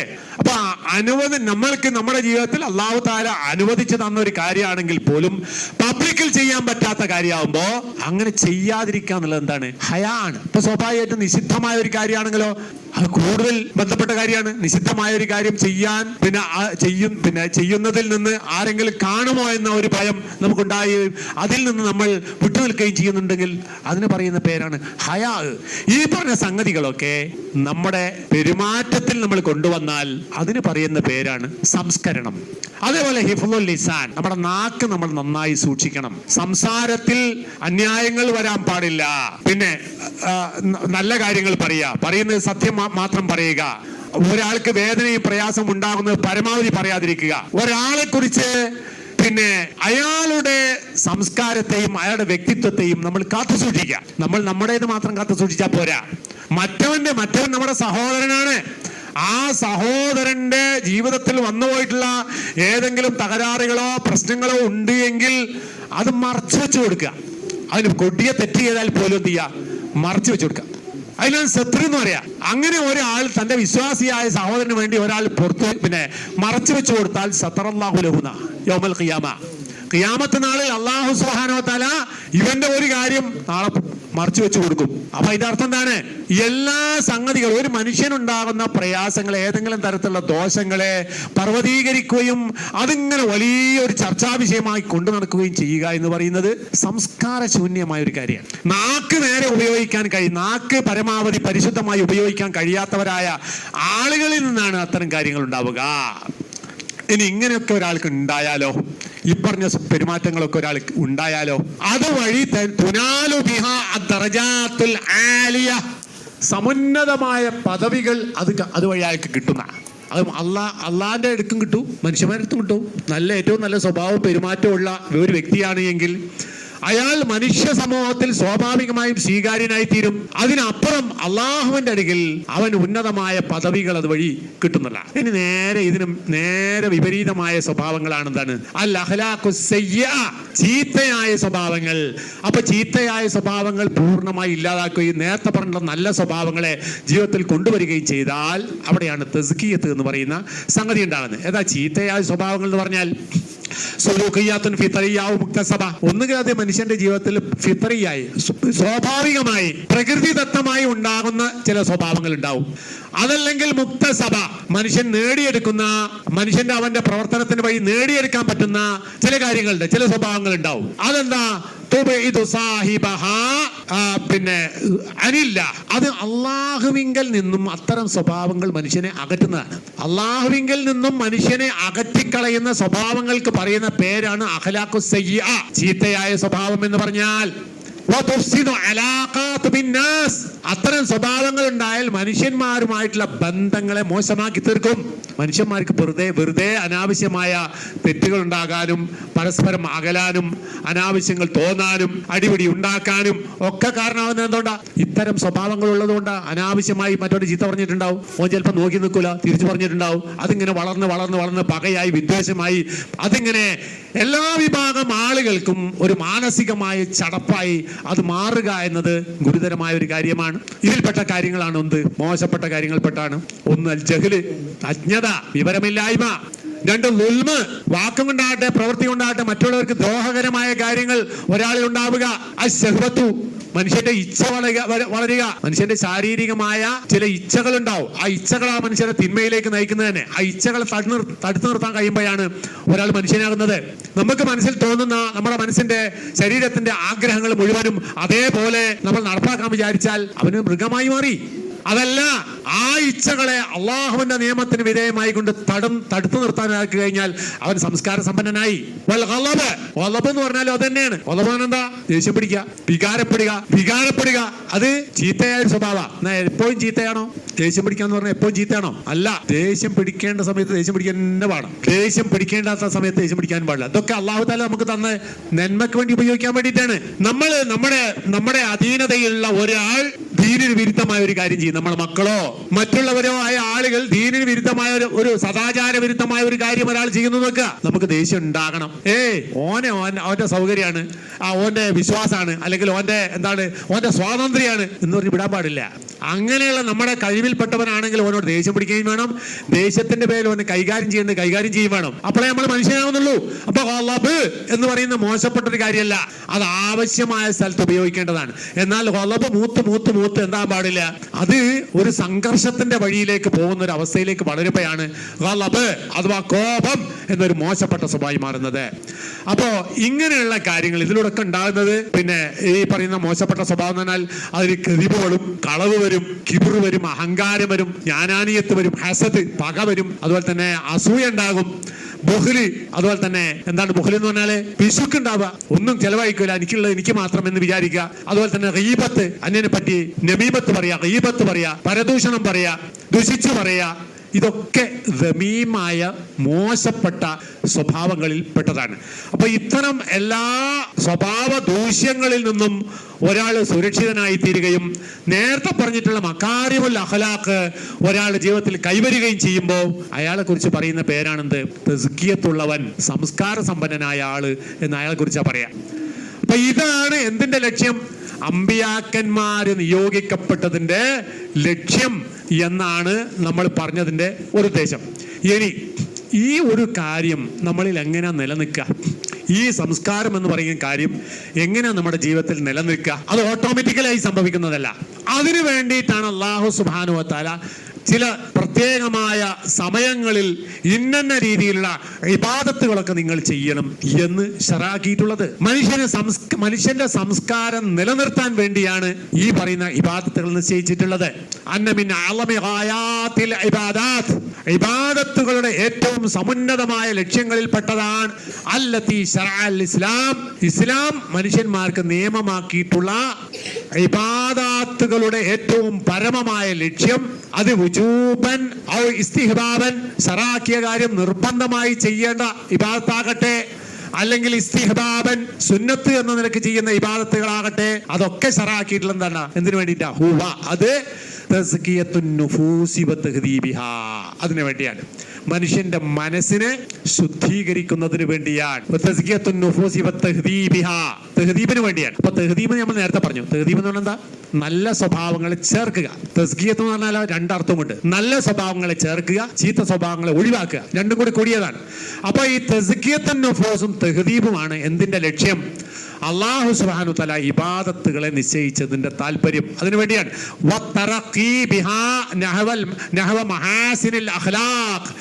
അതുവഴി ഏറ്റവും സമുന്നതമായ സ്വഭാവങ്ങളിലേക്ക് മനുഷ്യനെ ഉയർത്തുക എന്നതാകുന്നു ഇബാദത്ത് കൊണ്ടുള്ള ഉദ്ദേശം. അങ്ങനെ ഒരു മുസ്ലിം ആയിത്തീരുന്നു. അൽ മുഖീമുൽ ഫറായിദില്ലാഹി തആല, അള്ളാഹു നിശ്ചയിച്ച അവന്റെ ഫറളായ കാര്യങ്ങൾ നിർവഹിക്കുന്നവനായ ഒരു മുസ്ലിം ആയിത്തീരുന്നു. മിൻ അഹ്സനിന്നാസി അഖ്ലാഖൻ, മനുഷ്യന്മാരുടെ കൂട്ടത്തിൽ ഏറ്റവും നല്ല സ്വഭാവത്തിന്റെ ഉടമയായിത്തീരുന്നു. പിന്നെയോ വഅൻബലുഹും സുലൂക്കൻ, ഏറ്റവും നല്ല പെരുമാറ്റത്തിന്റെ ആളുമായി തന്നെ, ഏറ്റവും നല്ല സ്വഭാവത്തിന്റെ ആളാകുന്നു, ഏറ്റവും നല്ല പെരുമാറ്റത്തിന്റെ ആളാകുന്നു. വഅക്രമുഹും ശിയമൻ, അവന്റെ ലക്ഷണങ്ങളിൽ തന്നെ എന്തുണ്ടാവും? ഏറ്റവും ആദരിക്കപ്പെടുന്നവനായിത്തീരുന്നു. ഏറ്റവും ആദരിക്കപ്പെടുന്നവനിൽ ഏറ്റവും ആദരിക്കപ്പെടുന്നവൻ ആകുന്നത് എന്തുകൊണ്ടാണ്? ഈ ഒരു സംഗതി കൊണ്ടാണ്. അത് നമ്മുടെ ജീവിതത്തിൽ നിലനിൽക്കണമെങ്കിൽ എന്ത് വേണം? നമ്മുടെ ജീവിതത്തിൽ ഇബാദത്തുകൾ, ആരാധനകൾ അതിന്റെ മുറ പോലെ നിലനിൽക്കണം. അതിൽ ഏറ്റവും പ്രധാനപ്പെട്ട ഒന്നാണ് എന്ത്? നിസ്കരിക്കാൻ പറഞ്ഞാൽ. ഒരാളുടെ തൗഹീദ് കഴിഞ്ഞാൽ പിന്നെ, അള്ളാഹനെ മാത്രമേ ഇബാദത്ത് ചെയ്യാൻ പാടുള്ളൂ എന്നുള്ള കൽപ്പന കഴിഞ്ഞാൽ പിന്നെ, ലാ ഇലാഹ ഇല്ലല്ലാഹ് മുഹമ്മദ് റസൂലുള്ളാഹ് എന്ന കൽപ്പന കഴിഞ്ഞാൽ പിന്നെ അടുത്ത കാര്യം എന്താണെന്നറിയോ? ഇഖാമത്തുസ് സ്വലാത്താണ്. നിസ്കാരം നിലനിർത്തലാണ്. വഅഖിമിസ് സ്വലാത്ത്, നീ നിസ്കാരത്തെ നിലനിർത്തണം. എപ്പോഴെങ്കിലും നിസ്കരിക്കല്ല, പിന്നെയോ നിലനിർത്താൻ എന്താ അർത്ഥം? അത് അതിന്റെ കൃത്യമായ സമയങ്ങളുണ്ട്. നിശ്ചയിക്കപ്പെട്ട സമയത്തിനകം സമയബന്ധിതമായി അതിന്റെ ശുറൂത്തുകളും അതിന്റെ ഫറായിലുകളും എല്ലാം കീപ്പ് ചെയ്തുകൊണ്ട് നമ്മൾ വൃത്തിയിൽ അത് ചെയ്യുക. കാരണം അങ്ങനെ നീ നിലനിർത്തിയ ഇന്ന സ്വലാത്ത, തീർച്ചയായും നിസ്കാരം എന്ന് പറയുന്നത് തൻഹാ, അത് വിലക്കുന്നതാണ്, അനിൽ ഫഹ്ശാഇ വൽ മുൻകർ, എല്ലാ ഫഹ്ശാവുകളിൽ നിന്നും മുൻകറുകളിൽ നിന്നും മനുഷ്യനെ തടഞ്ഞു നിർത്തുന്ന ഒരു പരിചയമാണ് 5 നേരം നിസ്കരിക്കുന്ന ഒരു മുസ്ലിമിനെ സംബന്ധിച്ചിടത്തോളം നിസ്കാരം എന്ന് പറഞ്ഞാൽ. ഫഹ്ശാ എന്ന് പറഞ്ഞത് അർത്ഥം വൃത്തികെട്ട കാര്യങ്ങളിലാണ്. അത് ഏറ്റവും അധികം ഉപയോഗിക്കപ്പെട്ടത് എന്തിനാ? ഖുർആനിൽ പറഞ്ഞ വലാ തഖറബു സിന ഇന്നഹു കാന ഫാഹിശതൻ വസാഅ സബീലാ. വ്യഭിചാരത്തോട് നീ അടുക്കാൻ പാടില്ല. അതെന്താണ്? ഇന്നഹു കാന ഫാഹിശതൻ. വ്യഭിചാരം എന്ന് പറഞ്ഞ ഫാഹിശതൻ. അപ്പൊ ഫാഹിശത്ത് എന്നുള്ളതിന്റെ അർത്ഥം നമുക്ക് മനസ്സിലായില്ലേ? ഈ ഗണത്തിൽപ്പെട്ട എല്ലാ കുറ്റങ്ങളും എന്താണ്? ഫാഹിശത്തുകളാണ്. അത്തരം ഫാഹിശത്തുകളൊന്നും ആരിൽ ഉണ്ടാകൂല? നിസ്കരിക്കുന്നവനുണ്ടാകൂല എന്നർത്ഥം. അപ്പൊ നിസ്കരിക്കുന്നവൻ ഉണ്ടെങ്കിലോ അതിന്റെ അർത്ഥം എന്താ? ഫാഹിശത്ത് വരുന്നവനാണ് എങ്കിലോ അവന്റെ നിസ്കാരം ഏതോ തരത്തിൽ അവനെ സ്വാധീനിക്കുന്നില്ല എന്നർത്ഥം. യാന്ത്രികമായി തീരുക. ശരിയായ ഈമാനിന്റെയും ഇഖ്ലാസിന്റെയും ഇഹ്തിസാബിന്റെയും അടിസ്ഥാനത്തിൽ ഒരാൾ ഇബാദത്ത് ചെയ്യുന്നവനാണ് എങ്കിൽ അയാളിൽ ഒരിക്കലും ഈ വൈരുദ്ധ്യം സംഭവിക്കാൻ പോകുന്നില്ല. അപ്പൊ അതാ പറയുന്നത്, ഇന്ന സലാത്ത, തീർച്ചയായും നിസ്കാരം, തൻഹാ അനിൽ ഫഹ്ശാ, എല്ലാ നീചവൃത്തികളിൽ നിന്നും മനുഷ്യനെ തടയുന്നതാണ്. വൽ മുൻകർ, മുൻകറാത്തുകളിൽ നിന്നും തടയുന്നതാണ്. അപ്പൊ മുൻകറും ഒന്നാമത്തെ ഫഹിഷ, രണ്ടാമത്തെ മുൻകർ. അൽ ഫഹിഷ എന്ന് പറഞ്ഞാൽ കുല്ലു മസ്തഅളമ വസ്തുഫിഷ മിനൽ മആസി, കുറ്റങ്ങളിൽ വെച്ച് ഏറ്റവും ഫാഹിഷത്തായ, മനുഷ്യൻ കേട്ടാൽ തന്നെ അറക്കുന്ന കുറ്റങ്ങളാണ്. ഇപ്പോ കള്ളു കുടിച്ചിങ്ങനെ നടക്കുക, അത് കാണുമ്പോൾ തന്നെ കേൾക്കുമ്പോൾ തന്നെ എന്താ അയാളെ പറ്റി നമുക്ക് തോന്നുന്നത് ഒരു നിലവാരമില്ലാത്തൊരു വ്യക്തി നമുക്ക് മനസ്സിലാകാം. അതുപോലെ തന്നെ സദാചാരപരമായ കാര്യങ്ങളിൽ പിന്നെ വഴിവിട്ട നിലപാട് സ്വീകരിക്കുന്ന ഒരു വ്യക്തിയാണെങ്കിൽ അവനെ പറ്റി നമ്മൾ എന്താ പറയാ? അവന് കൊള്ളരുതാത്തവനാണ്. അവനെ കാണുന്ന മാത്രയിൽ നമ്മൾ പറയുന്ന ഒരു ഫാഹിഷാണ് എന്ന് പറയും. അപ്പൊ അങ്ങനെയുള്ള ആള് പൊതുവെ മനുഷ്യന്മാര് ഫാഹിഷാണ് എന്ന് ഗണിക്കുന്ന എല്ലാവിധ മഅസിയത്തുകൾക്കും പറയുന്ന പേരാണ് ഫാഹിഷ. ഇതിന് ഇത്തരം കുറ്റങ്ങളെ സംബന്ധിച്ചിടത്തോളം മനുഷ്യന്റെ മനസ്സ് കൊതിക്കുന്നതാണത്. മനുഷ്യന്റെ മനസ്സ് കൊതിക്കുന്ന ഒരു കാര്യമാണ്.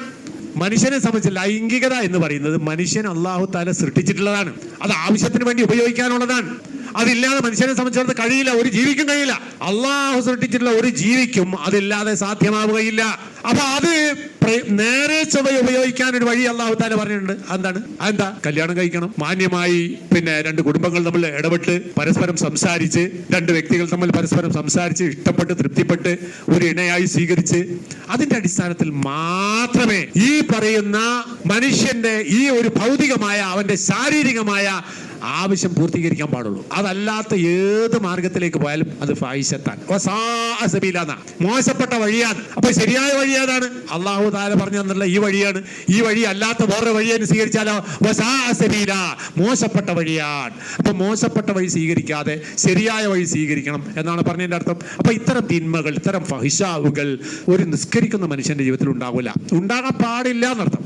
തൻഹാനിൽ ഫഹ്ശായി വൽ മുൻകർ എന്ന് പറഞ്ഞാലോ കുല്ലു മഅസിയത്തിൻ, എല്ലാ പാപങ്ങളുമാണ്. മനുഷ്യന്റെ പ്രകൃതിയും മനുഷ്യന്റെ ബുദ്ധിയും മോശപ്പെട്ടതാണ് എന്ന് പറയുന്ന എല്ലാ തിന്മകൾക്കും പറയുന്ന പേരാണെന്ത്? മുൻകർ. അപ്പൊ ഈ മുൻകറാത്തുകളിൽ നിന്നും ഫഹിഷാവുകളിൽ നിന്നും മനുഷ്യനെ സംരക്ഷിക്കുന്ന കവചമാകുന്നു ഒരു മനുഷ്യനെ സംബന്ധിച്ചിടത്തോളം അവൻ നിസ്കരിക്കുന്നവനാവുക എന്നത്. നിസ്കരിക്കുന്നവനാൽ അതുണ്ടാവില്ല. കൗനി സലാത്തി തൻഹാ അനിൽ ഫഹിശായി വൽ മുൻകറി അന്നൽ അബ്ദൽ മുഖീമ ലിഅർകാനിഹാ വശുറൂതിഹാ വഖുശൂഇഹാ യസ്തനീറു ഖൽബഹുന. അപ്പൊ നമ്മൾക്കൊരു ചോദ്യം ഉണ്ടാവും സ്വാഭാവികമായിട്ടും. നിസ്കരിക്കുന്നവനാണല്ലോ, നിസ്കരിക്കുന്നവനും ഇമ്മാരി കുഴപ്പമുണ്ടല്ലോ, നിസ്കരിക്കുന്നവനായ ആൾക്ക് അങ്ങ് അമ്മാരി തകരാറുണ്ടല്ലോ എന്നൊരു പക്ഷേ നമുക്ക് ചോദിക്കാം. നിസ്കരിക്കാത്തതുകൊണ്ടാണോ ഈ കുറ്റവാളിയായത് ചോദിച്ചാൽ എന്തായാലും നമുക്ക് അതിനുള്ള മറുപടിയാണ് പറഞ്ഞത്. അതെന്താണ്? അന്നൽ അബ്ദൽ മുഖീമ, ഇങ്ങനെ നിലനിർത്തുന്ന ഒരാൾ, അന്നൽ അബ്ദൽ മുഖീമ, നിലനിർത്തുന്നവനായ ഒരു അടിമ, അതിന്റെ അർക്കാനുകൾ, നിസ്കാരത്തിന്റെ അർക്കാനുകൾ ഉണ്ടല്ലോ, ആ അർക്കാനുകളുടെ അടിസ്ഥാനത്തിൽ അതിന്റെ ഷർത്തുകൾ പാലിച്ചുകൊണ്ട് നിസ്കാരത്തിന്റെ അർക്കാനുകൾ പാലിക്കണം, അതിന്റെ ഷർത്തുകൾ പാലിക്കണം. അതിന്റെ ഭയഭക്തിയോട് കൂടി ചെയ്യണം. അപ്പൊ ഭയഭക്തി, അള്ളാഹിനെ കുറിച്ചുള്ള ഭയത്തിൽ നിന്ന് എന്തുണ്ടാണ്? ഇബാദത്താണ്. അഖസാ ഗായത്തിൽ ഹുളൂഇ വതദല്ലുലാണ് ഇബാദത്ത്. അള്ളാഹുവിനെ കുറിച്ചുള്ള പേടി, ആ പേടിയിൽ നിന്നുണ്ടാകുന്ന, ആ ഹുശൂഇൽ നിന്നുണ്ടാകുന്നതാണ് ഇബാദത്തുകൾ. അപ്പൊ ആ ഹുശൂ നിലനിൽക്കുന്നിടത്തോളം കാലം, ആ പേടി നിലനിൽക്കുന്നിടത്തോളം കാലം തിന്മ ഉണ്ടാവില്ല. പിന്നെയോ അതിന്റെ ഷർത്തുകൾ പാലിക്കണം, ഷർത്തുകൾ പാലിച്ചുകൊണ്ട് നിസ്കരിക്കണം, അതിന് ഉളു എടുക്കണം, ശുദ്ധി വരുത്തണം. അപ്പൊ ഒരു നിസ്കാരം എന്ന് പറയുന്ന ഒരു പണി ഒരാൾ ചെയ്യുന്നതിന് മുമ്പ് എന്തെല്ലാം കാര്യങ്ങൾ അതിന് മുന്നേ വരുന്നുണ്ട്, എന്തെല്ലാം ശുദ്ധീകരണത്തിന്റെ പ്രക്രിയ നടക്കുന്നുണ്ട്. ചെറിയ അശുദ്ധിക്കാരനാണെങ്കിൽ അവന് ഉളു എടുക്കണം, വലിയ അശുദ്ധിക്കാരനാണെങ്കിൽ ഒന്ന് കുളിച്ചു വൃത്തിയാക്കണം. അങ്ങനെ ഒരുങ്ങി തയ്യാറായിക്കൊണ്ട് കൊണ്ട് ഒരു ഉദ്യമം, ഒരു പ്രത്യേകമായ ഒരു സംഗതി നമ്മൾ നിർവഹിക്കുകയാണ്, അതിന്റെ ആ ഒരു വക്കാറോട് കൂടിയാണ് നമ്മളത് ചെയ്യുന്നതെങ്കിൽ അത്തരം ഒരാളിൽ പിന്നെ ഒരു തിന്മയുടെ സാധ്യതകൾ വരില്ല. യസ്തനീറു കൽബുഹുന, അത് അവന്റെ ഹൃദയത്തിന് ഒരു പ്രകാശം ഉണ്ടാക്കാനുണ്ട്. ഏതൊക്കെ? ഒരാള് അർക്കാനുകൾ പാലിച്ചുകൊണ്ട്, ശുറൂത്തുകൾ പാലിച്ചുകൊണ്ട്, അതിന്റെ ഖുശൂ പാലിച്ചുകൊണ്ട് ആണ് നിസ്കരിക്കുന്നതെങ്കിൽ യസ്തനീറു കൽബഹു, അത് അവന്റെ ഹൃദയത്തെ ഒരു പ്രകാശപൂരിതമാക്കി തരിക. അതിനൊരു പ്രകാശം ഉണ്ടാക്കാനുണ്ട്. വയതതഹറു ഫുആദഹു, അത് അവന്റെ ഹൃദയത്തെ എന്താക്കുന്നു? നന്നാക്കുന്നു. ഈ ഇബാദത്ത് എന്ന് പറഞ്ഞ കാര്യം കൈകൊണ്ട് കാലുകൊണ്ടാണ് ചെയ്യുന്നതെങ്കിലും അതിന്റെ ശുദ്ധി എവിടെ ബാധിക്കുന്നത്? അവന്റെ ഫുആദ്, അവന്റെ ഹൃദയത്തിലാണ്.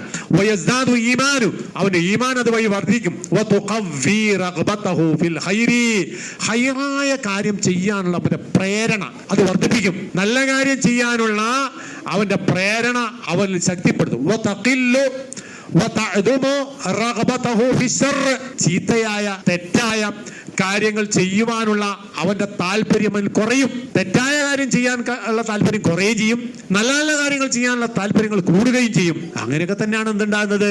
ഫഹിഷാകളിൽ നിന്നും മുൻകറുകളിൽ നിന്നും തടയുമെന്ന് പറഞ്ഞതിന്റെ അർത്ഥം അതാണ്.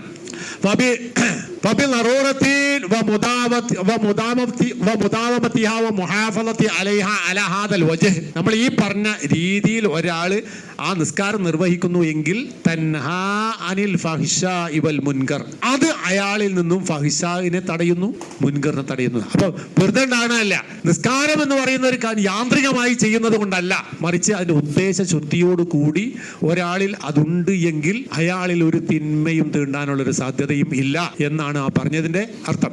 അപ്പോ ഈ ഇബാദത്ത് നിലനിൽക്കുമ്പോൾ നമ്മുടെ സംസ്കരണം നിലനിൽക്കും. 5 നേരം നിസ്കരിക്കുന്ന ഒരു വ്യക്തിയെ സംബന്ധിച്ചിടത്തോളം അവന്റെ ജീവിതത്തിൽ ഈ പറയുന്ന സംസ്കരണം നിലനിൽക്കുന്നു. അവന് നന്മകൾ ഉണ്ടാവുകയും തിന്മകൾ ഇല്ലാതാവുകയും ചെയ്യുക എന്ന് പറയുന്ന തസ്കിയത്ത് അവിടെ സംഭവിക്കുന്നു എന്നർത്ഥം. ഇനി അബൂ ഹുറൈറ റളിയല്ലാഹു തആല അൻഹുവിൽ ഉദ്ധരിക്കുന്ന ഒരു ഹദീസ് ഉണ്ട്. ആ ഹദീസ് ഇതിനെ ഒന്നും കൂടി വിശദീകരിക്കണം. ഖാല സമീഅതു റസൂലുള്ളാഹി സ്വല്ലല്ലാഹു അലൈഹി വസല്ലം യഖൂൽ, നബി സല്ലല്ലാഹു അലൈഹി വസല്ലം പറയുന്നതായി ഞാൻ കേട്ടിട്ടുണ്ട്. അറഅയ്തും, നിങ്ങൾക്ക് എന്ത് പറയാണ്ട്, ലൗ അന്ന നഹ്റൻ ബിബാബി അഹദിക്കും, നിങ്ങളുടെ വീടിന്റെ മുന്നിലൂടെ ഒരു നദി, ഒരു പുഴ ഒഴുകുന്നു എന്ന് വെക്കുക. ബിബാബി അഹദിക്കും യഗ്തസിലു മിൻഹു കുല്ല യൗമിൻ 5 മർറാത്ത്, അവൻ ആ പുഴയിൽ ഇറങ്ങിയിട്ട് ദിവസവും 5 നേരവും കുളിക്കുന്നു എന്ന് നിങ്ങൾ സങ്കല്പിക്കുക. ഹൽ യബ്ഖാ മിൻ ദറനിഹി ശൈ, എങ്കിൽ അവന്റെ ശരീരത്തിൽ വല്ല അഴുക്കും പിന്നെ അവശേഷിക്കുമോ എന്ന് റസൂലുള്ളാഹി സ്വല്ലല്ലാഹു അലൈഹി വസല്ലം ചോദിച്ചു. ഖാലു, അപ്പൊ അത് കേട്ട സഹാബത്ത് പറഞ്ഞു, ലാ യബ്ഖാ മിൻ ദറനിഹി ശൈ, അവന്റെ ശരീരത്തിൽ 5 നേരം കുളിച്ചു കഴിഞ്ഞാൽ പിന്നെ ഒരു ചീത്തയായ കാര്യവും ഒരു അഴുക്കും അവശേഷിക്കുകയില്ല. അപ്പൊ റസൂലുള്ളാഹി സ്വല്ലല്ലാഹു അലൈഹി വസല്ലം പറഞ്ഞു, ഫദാലിക, അതാകുന്നു മസലു സലവാത്തിൽ ഖംസ്, 5 നേരം നിസ്കരിക്കുന്നവന്റെ ഉപമയതാകുന്നു. 5 നേരം നിസ്കരിക്കുന്ന ഒരാൾ ആ പ്രവൃത്തിയിലൂടെ യംഹുല്ലാഹു ബിഹിന്ന, അതുവഴി അല്ലാഹു തആല മാച്ചു കൊടുക്കും, കഴുകി കൊടുക്കും. തെറ്റുകുറ്റങ്ങളെ ഒരു വ്യക്തിയിൽ വന്നു പോകുന്ന ഔചാരികമായി വന്നു പോകുന്ന, സ്വാഭാവികമായി വന്നു പോകുന്ന കുറ്റങ്ങളൊക്കെ ഉണ്ടാവും. അത് സാധാരണ മനുഷ്യ സഹജമായ ഒരുപാട് കാര്യങ്ങൾ. അത്തരം കാര്യങ്ങളൊക്കെ അല്ലാഹു തആല ഈ കർമ്മങ്ങൾ വഴി ഇല്ലാതാക്കി കളയും. 5 നേരം കുളിച്ച് ശുദ്ധിയാകുന്ന ഒരാൾ അഴുക്കില്ലാത്തതുപോലെ 5 നേരം നിസ്കരിച്ച് വൃത്തിയായി നടക്കുന്ന ഒരാളിൽ സ്വാഭാവികമായി അങ്ങനെയൊക്കെ സംഭവിച്ചു പോകുന്ന തെറ്റുകൾ ഉണ്ടാവും. മനുഷ്യ സഹജമാണ്. അതിൽ അമ്പിയാക്കന്മാർ പോലും മുക്തരല്ലോ. അതുകൊണ്ടാണല്ലോ ആദം നബി അലൈഹി സ്വലാത്തു വസ്സലാം അള്ളാഹ് കൽപ്പിച്ച കാര്യത്തിന് നേരെ എതിര് ചെയ്തില്ലേ? എത്ര ആളുകൾ മൂസാ നബി അലൈഹി സ്വലാത്തു വസ്സലാം ഒരുത്തനെ അടിച്ചു കൊന്നില്ലേ? ഇതൊക്കെ വലിയ വലിയ കാര്യങ്ങളല്ലേ? അതൊക്കെ മനുഷ്യന്റെ ജീവിതത്തിൽ ചിലപ്പോൾ വന്നു പോകുന്ന കാര്യങ്ങളാണ്. അപ്പൊ അതിൽ താഴെയുള്ള കാര്യങ്ങളൊക്കെ സംഭവിക്കാനുള്ള സാധ്യതകളുണ്ട്. അങ്ങനെയുള്ള കാര്യങ്ങളൊക്കെ നമ്മുടെ മനസ്സിന്റെ ശുദ്ധിയുടെ അടിസ്ഥാനത്തിൽ അതിനനുസരിച്ച് നമ്മൾ പ്രവർത്തിക്കുന്നതിന്റെ ഭാഗമായി അല്ലാഹു സുബ്ഹാനഹു വ തആല ശുദ്ധീകരിച്ചു കൊടുക്കും, വൃത്തിയാക്കി കൊടുക്കുന്ന. ആ നിലയിൽ തെറ്റുകളിൽ നിന്നും വൃത്തികേടുകളിൽ നിന്നും ശുദ്ധിയായി ജീവിക്കുവാനുള്ള സൗകര്യമാണ് ഒരാളെ സംബന്ധിച്ചിടത്തോളം 5 നേരം കൃത്യമായി നിസ്കാരം നിർവഹിക്കുന്നത് വഴി അയാൾക്ക് ഉണ്ടാകുന്നത്. റസൂലുള്ളാഹി സ്വല്ലല്ലാഹു അലൈഹി വസല്ലം പറഞ്ഞു, അസ്സലവാത്തുൽ ഖംസ്, 5 നേരത്തെ നിസ്കാരം എന്ന് പറഞ്ഞാൽ അതെന്താണ്? അസ്സലവാത്തുൽ ഖംസു വൽ ജുമുഅതു ഇലൽ ജുമുഅ, 5 നേരത്തെ നിസ്കാരം ഒരു ജുമുഅ മുതൽ അടുത്ത ജുമുഅ വരെയുള്ള സമയം, റമദാനു ഇലാ റമദാൻ, റമദാൻ മുതൽ അടുത്ത റമദാൻ വരെയുള്ള കാലം, കഫാറാത്തുൽ ലിമാ ബൈനഹുന്ന, അതിനിടയിൽ വന്നു പോകുന്ന പിഴവുകൾക്കുള്ള പ്രായശ്ചിത്തമാകുന്നു. ഇതൊരാൾ കൃത്യമായി നിർവഹിച്ചു കഴിഞ്ഞാൽ അയാളിൽ നിന്ന് സ്വാഭാവികമായും തെറ്റുകൾ പോകും, വൻകുറ്റങ്ങൾ ഒഴികെ. അത് പ്രത്യേകം പറഞ്ഞിട്ടുണ്ട്, മാലം തുകശൽ ഖബായർ, അവന് വൻകുറ്റങ്ങൾ വന്ന് പൊതിഞ്ഞിട്ടില്ല എങ്കിൽ ചെറിയ ചെറിയ തകരാറുകളൊക്കെ അവന്റെ കർമ്മങ്ങൾ വഴി ഇല്ലാതാവും. വൻകുറ്റങ്ങൾ വന്നാൽ അയാൾ തൗബ ചെയ്യൽ നിർബന്ധമാണ്. വൻകുറ്റങ്ങൾ ഒരാളിൽ വന്നാൽ അയാൾ തൗബ ചെയ്യൽ നിർബന്ധമാണ്. തൗബ ഇല്ലെങ്കിൽ എന്തില്ല, വൻകുറ്റങ്ങളിൽ നിന്ന് രക്ഷപ്പെടാൻ കഴിയില്ല. എന്നാൽ ചെറിയ ചെറിയ കുറ്റങ്ങളാണ് എങ്കിൽ അവന്റെ ഇബാദത്തിന്റെ മഹത്വം കൊണ്ട് തന്നെ അവന്റെ പാപങ്ങളും കുറ്റങ്ങളും ഒക്കെ അല്ലാഹു സുബ്ഹാനഹു വ തആല മാച്ച് കളയുന്ന. അപ്പോൾ ആ നിലയിൽ ആയിരിക്കണം നമ്മൾ ഇബാദത്തുകളെ കാണേണ്ടത്. അതൊരു സംസ്കരണത്തിന്റെ ഭാഗമാണ്. അത് മനുഷ്യനെ എല്ലാവിധ തിന്മകളിൽ നിന്നും സംരക്ഷിക്കുവാനുള്ള സംരക്ഷണത്തിന്റെ കവചമാണ് എന്ന് നമ്മൾ മനസ്സിലാക്കണം. ഇനി നിസ്കാരം കഴിഞ്ഞാൽ പിന്നെ അടുത്ത കാര്യം എന്താ? നമ്മുടെ ഇബാദത്തിൽ ഏറ്റവും പ്രധാനപ്പെട്ട കാര്യം അതാണ്, സക്കാത്താണ്.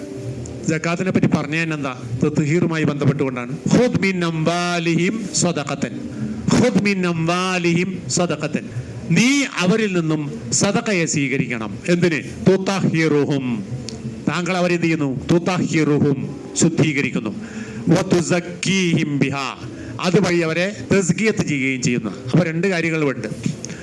സക്കാത്ത് നമ്മൾ കൊടുക്കുമ്പോൾ, അത് വാങ്ങുമ്പോൾ, സ്വീകരിക്കപ്പെടുമ്പോൾ രണ്ട് സംഗതികൾ. ഒന്ന്, ആരാണോ സക്കാത്ത് നൽകുന്നത് അത് അവനെ ശുദ്ധീകരിക്കുന്നു, അവനെ തസ്കിയ ചെയ്യുന്നു.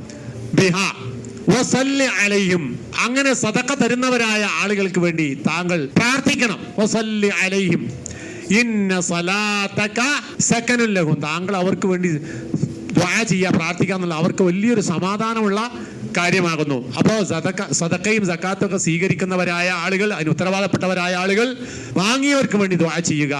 വല്ലാഹു സമീഉൻ അലീം, അല്ലാഹു എല്ലാം കേൾക്കുന്നവനും അറിയുന്നവനുമാകുന്നു. അപ്പൊ സക്കാത്തിനെ സംബന്ധിച്ച് സദഖയെ പറ്റി പറഞ്ഞ സ്ഥലത്ത് ഖുർആൻ രണ്ടും പറഞ്ഞിട്ട് തുതഹിറുഹും വതുസക്കീഹിം. എന്താണ് അതിന്റെ അർത്ഥം? ഇമാം സഅദിയുടെ തഫ്സീറാണ്. ഖാല തആല ലി റസൂലിഹി, അല്ലാഹു സുബ്ഹാനഹു വ തആല അവന്റെ റസൂലിനോട് പറഞ്ഞു, വമൻ ഖാമ മഖാമഹു, ആ റസൂലിന്റെ സ്ഥാനത്ത് നിൽക്കുന്നവരോട് പറഞ്ഞു. റസൂൽ ആരുടെ സ്ഥാനത്താണ് നിൽക്കുന്നത്? നാടിന്റെ ഭരണാധികാരിയാണ്. ഭരണാധികാരിക്ക് എന്നുള്ളൂ സക്കാത്ത് വാങ്ങാനോ പിരിക്കാനോ ഒക്കെ അവകാശമുള്ളൂ. അപ്പോൾ റസൂലുള്ളാഹിന്റെ സ്ഥാനത്ത് വേറെ ആരെങ്കിലും ഒരാൾ വന്നാൽ, ആ ഭരണാധികാരിയുടെ സ്ഥാനത്ത് വന്നാൽ അവരോടുള്ള കൽപ്പനയാണ്. ഖാല റസൂലുള്ളാഹി ഖാല അല്ലാഹു ലി റസൂലിഹി, അല്ലാഹു തആല റസൂലുള്ളാഹിനോട് പറയുന്നു, വമൻ ഖാമ മഖാമഹു, ആ റസൂലുള്ളാഹിന്റെ സ്ഥാനത്ത് നിൽക്കുന്നവരോട് പറയുന്നു, ആമിറൻ ലഹു, കൽപ്പിച്ചുകൊണ്ടാ പറയുന്നത്. ബിമാ യുതഹിറുൽ മുഅ്മിനീന, മുഅ്മിനീങ്ങളെ ശുദ്ധീകരിക്കുന്ന ഒരു കാര്യമാണ്. വയുനമ്മീഹിം ഈമാനഹും, അവരുടെ ഈമാനിനെ എന്താക്കുക? വളർത്തുക. അവരുടെ ഈമാനെ വികസിപ്പിക്കുന്നതുമായ കാര്യത്തെക്കുറിച്ചാണ് പറയുന്നത്. അപ്പൊ രണ്ട് കാര്യമാണ്. ഒന്ന് തത്ഹീറും, ഇവിടെ മനസ്സിലാക്കണം. തുതഹിറുഹും എന്ന് പറഞ്ഞത് സ്വാഭാവികമായി ശുദ്ധീകരണം. തുസക്കി എന്ന് പറഞ്ഞാൽ വേറൊരു അർത്ഥമാണ്. അവിടെ ഈ പറഞ്ഞ നേരത്തെ നമ്മൾ പറഞ്ഞ തുസക്കി എന്നല്ലോ, ആ തുസക്കി എന്ന അർത്ഥമല്ല, വളർച്ച എന്ന്. സക്കാത്ത് എന്ന് പറഞ്ഞാൽ തന്നെ വളർച്ച എന്നാണ് അർത്ഥം. സദഖ കൊടുക്കുന്നിടത്ത് സക്കാത്തിന്റെ അർത്ഥം എന്താണ്? വളരുക എന്നല്ല, വികസിക്കുക എന്നുള്ളതാണ്. അപ്പോ സക്കാത്ത് നൽകുന്നത് വഴി ശുദ്ധീകരണം നടക്കുന്നു. എന്താണ് ശുദ്ധീകരണം? നമ്മൾ ബുഖ്ലിൽ നിന്ന് രക്ഷപ്പെടുന്നു, പിശുക്കിൽ നിന്ന് രക്ഷപ്പെടുന്നു. മനസ്സിന്റെ ഉള്ളിലുള്ള ഒരുപാട് വൈകല്യങ്ങളാണ് ഈ പറഞ്ഞ നേരത്തെ പറഞ്ഞ ചീത്തയായ സ്വഭാവങ്ങൾ. അപ്പൊ ഞാനുണ്ടാക്കിയ എന്റേത് മാത്രമല്ല, അത് എനിക്ക് അർഹതപ്പെട്ട പോലെ വേറെ ആൾക്കാർക്ക് അവകാശപ്പെട്ടാണ്, മറ്റുള്ളവന്റെ അവകാശമാണ്, ആ അവകാശം ഞാൻ കൊടുക്കണം എന്നുള്ളൊരു വിചാരം, വിശാലത ഒരു മനുഷ്യൻ വരുന്നു. ആ ഒരു ശുദ്ധിയാണ്. മനുഷ്യന്റെ മനസ്സിന് വിശാലത വരിക എന്ന് പറയുന്ന ഒരു ശുദ്ധിയാണ്. അവന്റെ മനസ്സിൽ പിശുക്ക് എന്ന് പറയുന്ന തിന്മയെ ഇല്ലാതാക്കുക എന്നുള്ള ഒരു ശുദ്ധിയാണ്. ആ അർത്ഥത്തിലൊക്കെയുള്ള ശുദ്ധീകരണം സദഖ നൽകുന്നത് വഴി ഉണ്ടാകുന്നു. രണ്ടാമത്തെ പറയുന്ന കാര്യം തുസക്കീഹിം, അവരെ വളർത്താൻ. എങ്ങനെ വളരുക? സക്കാത്ത് എന്നാണ് ഒരു വളർച്ചയുടെ ഒരു സംഭവമാണ്. എങ്ങനെയാ വളരുക എന്ന് പറഞ്ഞാല്, സക്കാത്ത് നമ്മൾ സദഖയും സക്കാത്തും വ്യാപകമാകുമ്പോ സാമ്പത്തികമായ കാര്യങ്ങൾ ഉള്ളവരിൽ നിന്ന് ഇല്ലാത്തവരിലേക്ക് എത്തുന്നു. പണത്തിന്റെ ഒഴുക്ക് സമൂഹത്തിൽ ഉണ്ടാകുമ്പോഴാണ് വികസനം ഉണ്ടാവുക, പരിവർത്തനങ്ങൾ ഉണ്ടാവുക. നിങ്ങൾ കണ്ടിട്ടില്ലേ, ചിലപ്പോൾ ഗവൺമെന്റ് ഉണ്ടാവും ഏതെങ്കിലും ഉത്സവങ്ങൾക്കൊക്കെ, പിന്നെ ഉത്സവകാല ഭത്താന്ന് പറഞ്ഞ സാധനം കൊടുക്കുന്നത് എത്രയായിരിക്കും? ഒരു 3000 രൂപ, 2500 രൂപ കൊടുക്കുന്നത്. ആ ഒരു മാസം നമ്മുടെ വിപണി എന്തായിട്ട് നമ്മൾ കാണുന്നത്? ചലനാത്മകമാണ്. എല്ലാ പീടികകളും കച്ചവടം, തിരക്ക്, ബഹളം. അപ്പൊ എന്താണ് അതുകൊണ്ടുണ്ടാകുന്നത്? ഈ തിരക്ക് വഴി സാമ്പത്തികമായ വിനിമയം നടക്കുന്നു, വികസനം ഉണ്ടാകുന്നു. അതേപോലെ തന്നെ കണ്ടാൽ മതി സക്കാത്ത് എന്ന് പറഞ്ഞാൽ. സക്കാത്ത് എന്ന് പറയുന്ന അതിന്റെ അവകാശികളായ ആളുകൾക്ക് കിട്ടുമ്പോ അവരെന്ത് ചെയ്യുന്നു? അതുകൊണ്ട് വാങ്ങലും ഉപയോഗിക്കലും ആ സാമ്പത്തികമായ കാര്യങ്ങൾ ഉപയോഗിച്ചുകൊണ്ട് അത് വളരാൻ ആവശ്യമായ കാര്യങ്ങൾ ചെയ്തുകൊണ്ടിരിക്കുന്നു. അപ്പോൾ വളർച്ച ഉണ്ടാകുന്നു. അപ്പൊ സക്കാത്ത് സദഖ എന്ന് പറഞ്ഞാൽ ഒരു ഭാഗത്ത് ആത്മീയമായ ശുദ്ധി സംഭവിക്കുന്നതോടൊപ്പം തന്നെ ഭൗതികമായ അർത്ഥത്തിൽ അതിന് വികസനവും വളർച്ചയും ഉണ്ടാവുകയാണ് ചെയ്യുന്നത്. അതുകൊണ്ടാണ് സക്കാത്ത് എന്ന് പറഞ്ഞാൽ വളർച്ച എന്ന അർത്ഥം പറയാൻ കാരണം. ആ രണ്ട് അർത്ഥവും ഇതിലുണ്ട്. ഖുദ് മിൻ അംവാലിഹിം സദഖതൻ തുതഹിറുഹും വതുസക്കിഹിം. അവരിൽ നിന്നും താങ്കൾ സക്കാത്തിനെ സദഖയെ സ്വീകരിക്കുക. അങ്ങനെ ചെയ്യുമ്പോൾ താങ്കൾ അവരെ ശുദ്ധീകരിക്കുകയാണ് ചെയ്യുന്നത്. അല്ലെങ്കിൽ ആ സദഖ അവരെ ശുദ്ധീകരിക്കാൻ, രണ്ടും പറയട്ടെ. താങ്കൾ ശുദ്ധീകരിക്കുന്നു പറയാം, ആ സദഖ അവരെ ശുദ്ധീകരിക്കുന്നു എന്നും പറയാം. വതുസക്കിഹിം, അവരെ അത് വളർത്തുകയുമാണ് ചെയ്യുന്നത് എന്ന് പറയാൻ കാരണം. അപ്പോൾ സക്കാത്ത് എന്ന് പറയുന്ന പരമപ്രധാനമായ ഇബാദത്തിലൂടെ മനുഷ്യന് സംഭവിക്കുന്നത് ഈ ശുദ്ധീകരണത്തിന്റെ ആശയമാകുന്നു. അങ്ങനെ എല്ലാ ഇബാദത്തുകളും നിങ്ങൾ എടുത്തു നോക്കിക്കോ. എല്ലാ ഇബാദത്തിന്റെ കാര്യവും അങ്ങനെ തന്നെയാണ്. ആ കൂട്ടത്തിൽ ഒന്നാണെന്ത്? അടുത്ത കാര്യം നോമ്പിന്റെ കാര്യം. നോമ്പും അങ്ങനെ തന്നെയാണ്. നോമ്പിന്റെ പ്രധാനപ്പെട്ട അതിന്റെ സംഗതികൾ വിശദീകരിച്ച സ്ഥലങ്ങളിലൊക്കെ വിശുദ്ധ ഖുർആനിലും ഹദീസിലും ഒക്കെ പറഞ്ഞ എന്താ? ശുദ്ധീകരണമാണ്. യാ അയ്യുഹല്ലദീന ആമനു കുതിബ അലൈക്കുമുസ് സിയാമു കമാ കുതിബ അലൽ ലദീന മിൻ ഖബലിക്കും ലഅല്ലക്കും തത്തഖൂൻ. നോമ്പ് മാറ്റാൻ എന്താ കിട്ടുക? തഖ്വ ഉള്ളവരാകലാണ്. തഖ്വ എന്ന് പറഞ്ഞാൽ എന്താ? നല്ലത് ചെയ്യുക, ചീത്തയായ കാര്യങ്ങൾ ഇല്ലാതാക്കുക, കുറ്റങ്ങളും തിന്മകളും ഇല്ലാതാക്കുക, നല്ല നല്ല കാര്യങ്ങൾ ചെയ്യുക, അള്ളാഹുവിലേക്ക് അടുക്കാനുള്ള വഴി സ്വീകരിക്കുക. ഇതാണ് അതുകൊണ്ട് കിട്ടുന്ന ഗുണം. ഇമാം ഇബ്നുൽ ഖയ്യിം റഹിമഹുല്ലാ പറഞ്ഞിട്ടുള്ള ഒരു ഉദ്ധരണി മദാരിജുസ് സാലിക്കിൻ എന്ന് പറയുന്ന അദ്ദേഹത്തിന്റെ കിതാബിൽ അദ്ദേഹം പറയാണ്, ഫൈന തസ്കിയത്തുൻ നുഫൂസ് മുസല്ലമൻ ഇല റുസുലി.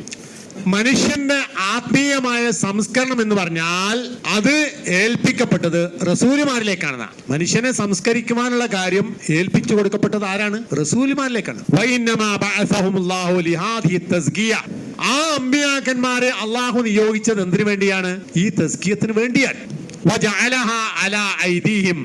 ആ അമ്പിയാക്കന്മാരിലൂടെ അള്ളാഹു താല ഉണ്ടാക്കിയ ഒന്ന് ദഅവത്താണ്, അള്ളാഹുവിലേക്കുള്ള ക്ഷണാണ്. രണ്ട് തഅലീമൻ, പഠിപ്പിച്ചു കൊടുക്കലാണ്. ബയാനൻ, അറിയാത്ത കാര്യങ്ങൾ വിശദീകരിച്ചു കൊടുക്കലാണ്. ഇർഷാദൻ, അവർക്ക് ശരിയായ മാർഗദർശനം കൊടുക്കലാണ്. ഇതൊക്കെയാണ് അമ്പിയാക്കന്മാർ ചെയ്യുന്നത്. ഫഹും അൽ മബൂഫുന, അവർ നിയോഗിക്കപ്പെട്ടവരാണ്. മനുഷ്യ സമൂഹത്തിന്റെ മനസ്സുകളെ ചികിത്സിക്കാൻ വേണ്ടി ഇറങ്ങിയവരാണത്. മനസ്സിലല്ലേ? മനുഷ്യന്റെ മനസ്സിനെ ചികിത്സിക്കുവാൻ വേണ്ടി നിയോഗിക്കപ്പെട്ടവരാണ് ആര്? അമ്പിയാക്കന്മാർ. മനുഷ്യന്റെ മനസ്സിനെ സംസ്കരിക്കുക എന്ന് പറയുന്നത് മനുഷ്യന്റെ ശരീരത്തെ ചികിത്സിക്കുന്നതിനേക്കാളും ഭയങ്കരമാണ്. മാനസിക രോഗത്തെ ചികിത്സിക്കുക എന്ന് പറഞ്ഞത് ശാരീരികമായ അസുഖത്തെ ചികിത്സിക്കുന്നതിനേക്കാളും വലിയതാണ്. സംശയമില്ലാത്ത കാര്യമല്ലേ? മനുഷ്യന്റെ ശരീരത്തിന് എന്തെങ്കിലും മുറിവോ പൊളിവോ ഒക്കെ ഉണ്ടായാലും, എല്ല് മുറിഞ്ഞു കഴിഞ്ഞാൽ, നന്നായി വരിഞ്ഞു കെട്ടിക്കഴിഞ്ഞാൽ ഒരു മാസം കൊണ്ടൊക്കെ റെഡിയാവും. എന്നാൽ മനസ്സിനെ ചികിത്സിക്കാന്ന് പറഞ്ഞാലോ വലിയ വലിയ സങ്കീർണമായ ഒരു വിഷയമാണ്. അതാണ് ഇദ്ദേഹം പറയുന്നത്. എന്ത്? മനസ്സിനെ ചികിത്സിക്കുക എന്ന് പറഞ്ഞാൽ മനുഷ്യന്റെ ശരീരത്തിന് വരുന്ന രോഗത്തെ ചികിത്സനേക്കാളും ഭയങ്കരമായ പ്രയാസകരമായ ഒരു സംഗതിയാണ്.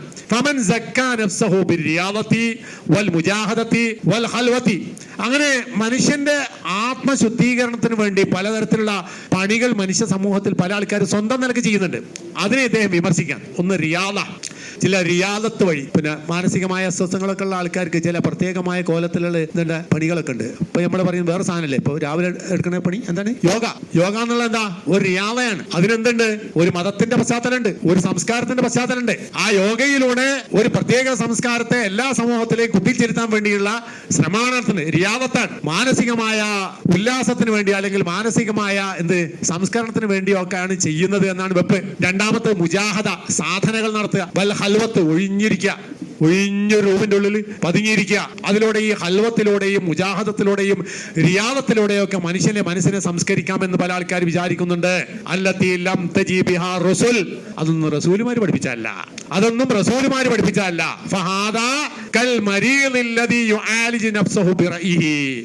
അങ്ങനെ മനസ്സിന്റെ ചികിത്സ എന്ന് പറയുന്ന ഈ വിഷയത്തിൽ സ്വന്തം നിലക്ക് ഒരാൾ ചികിത്സിക്കുകയാണ് ഇവിടെ. ഇത് സ്വന്തം നിലക്ക് ചികിത്സിക്കുകയാണ്.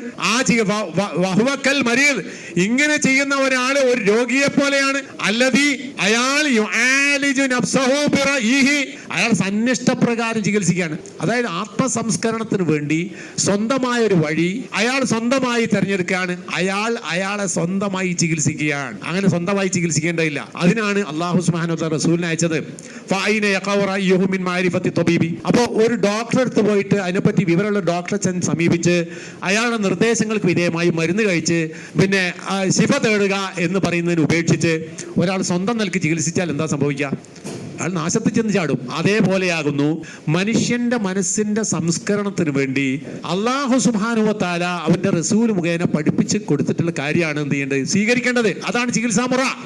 ആ ചികിത്സ സ്വീകരിക്കാതെ സ്വന്തമായി ചികിത്സിക്കുന്ന ആളുകൾക്ക് ഉണ്ടാകുന്ന പതനം, ശരീരത്തിന് അസുഖം വരുമ്പോൾ സ്വന്തം ചികിത്സിക്കുകയും ഡോക്ടറെ സമീപിക്കാതിരിക്കുകയും ചെയ്യുന്നവന്റെ ഉപമയാകുന്നു എന്ന് ഇബ്നുൽ ഖയ്യിം റഹിമഹുല്ലാ ഇവിടെ വിശദീകരിക്കുകയാണ്. അപ്പൊ നമ്മൾക്ക് ഇവിടെ ഒന്നേ ചെയ്യാനല്ലോ, മനസ്സിന്റെ സംസ്കരണം എന്ന് പറയുന്ന കാര്യത്തിൽ ഒരൊറ്റ കാര്യം, ഫലാ സബീല ഇലാ തസ്കിയതിഹാ, അത് സംസ്കരിക്കുവാനുള്ള വഴിയില്ല, വസലാഹിഹാ, അത് നന്നാക്കാനുള്ള വഴിയില്ല, ഇല്ലാ മിൻ ത്വരീഖിഹിം, അവരുടെ വഴിയല്ലാത്തവരുടെ വഴിയില്ല. അതാണ് അവരുടെ വഴി, റസൂലുമാരുടെ വഴി.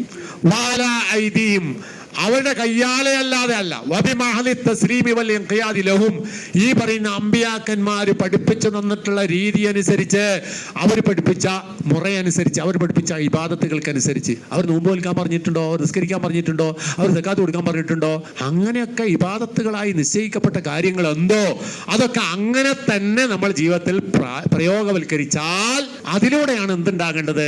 ഈ തസ്കിയത്ത് എന്ന് പറയുന്ന സംഭവം ഉണ്ടാകേണ്ടത്. അല്ലാത്ത വേറൊരു വഴിയിലേക്ക് നമ്മൾ പോകേണ്ടതില്ല, പോകാൻ പാടുമില്ല. അതുകൊണ്ട് യാതൊരു ഫായിദയും യാതൊരു പ്രയോജനവും നമുക്ക് കിട്ടാനില്ല എന്നാണ് പറഞ്ഞതിൻ്റെ ആകെ തുക. ഇനി ഞാൻ അവസാനിപ്പിക്കുകയാണ്. വആഖിറു ദഅവാനാ അനിൽ ഹംദുലില്ലാഹി റബ്ബിൽ ആലമീൻ വസല്ലല്ലാഹു വസല്ലമ അലാ ഖൈരി ഖൽഖിഹി മുഹമ്മദ് വഅലാ ആലിഹി വസഹ്ബിഹി അജ്മഈൻ.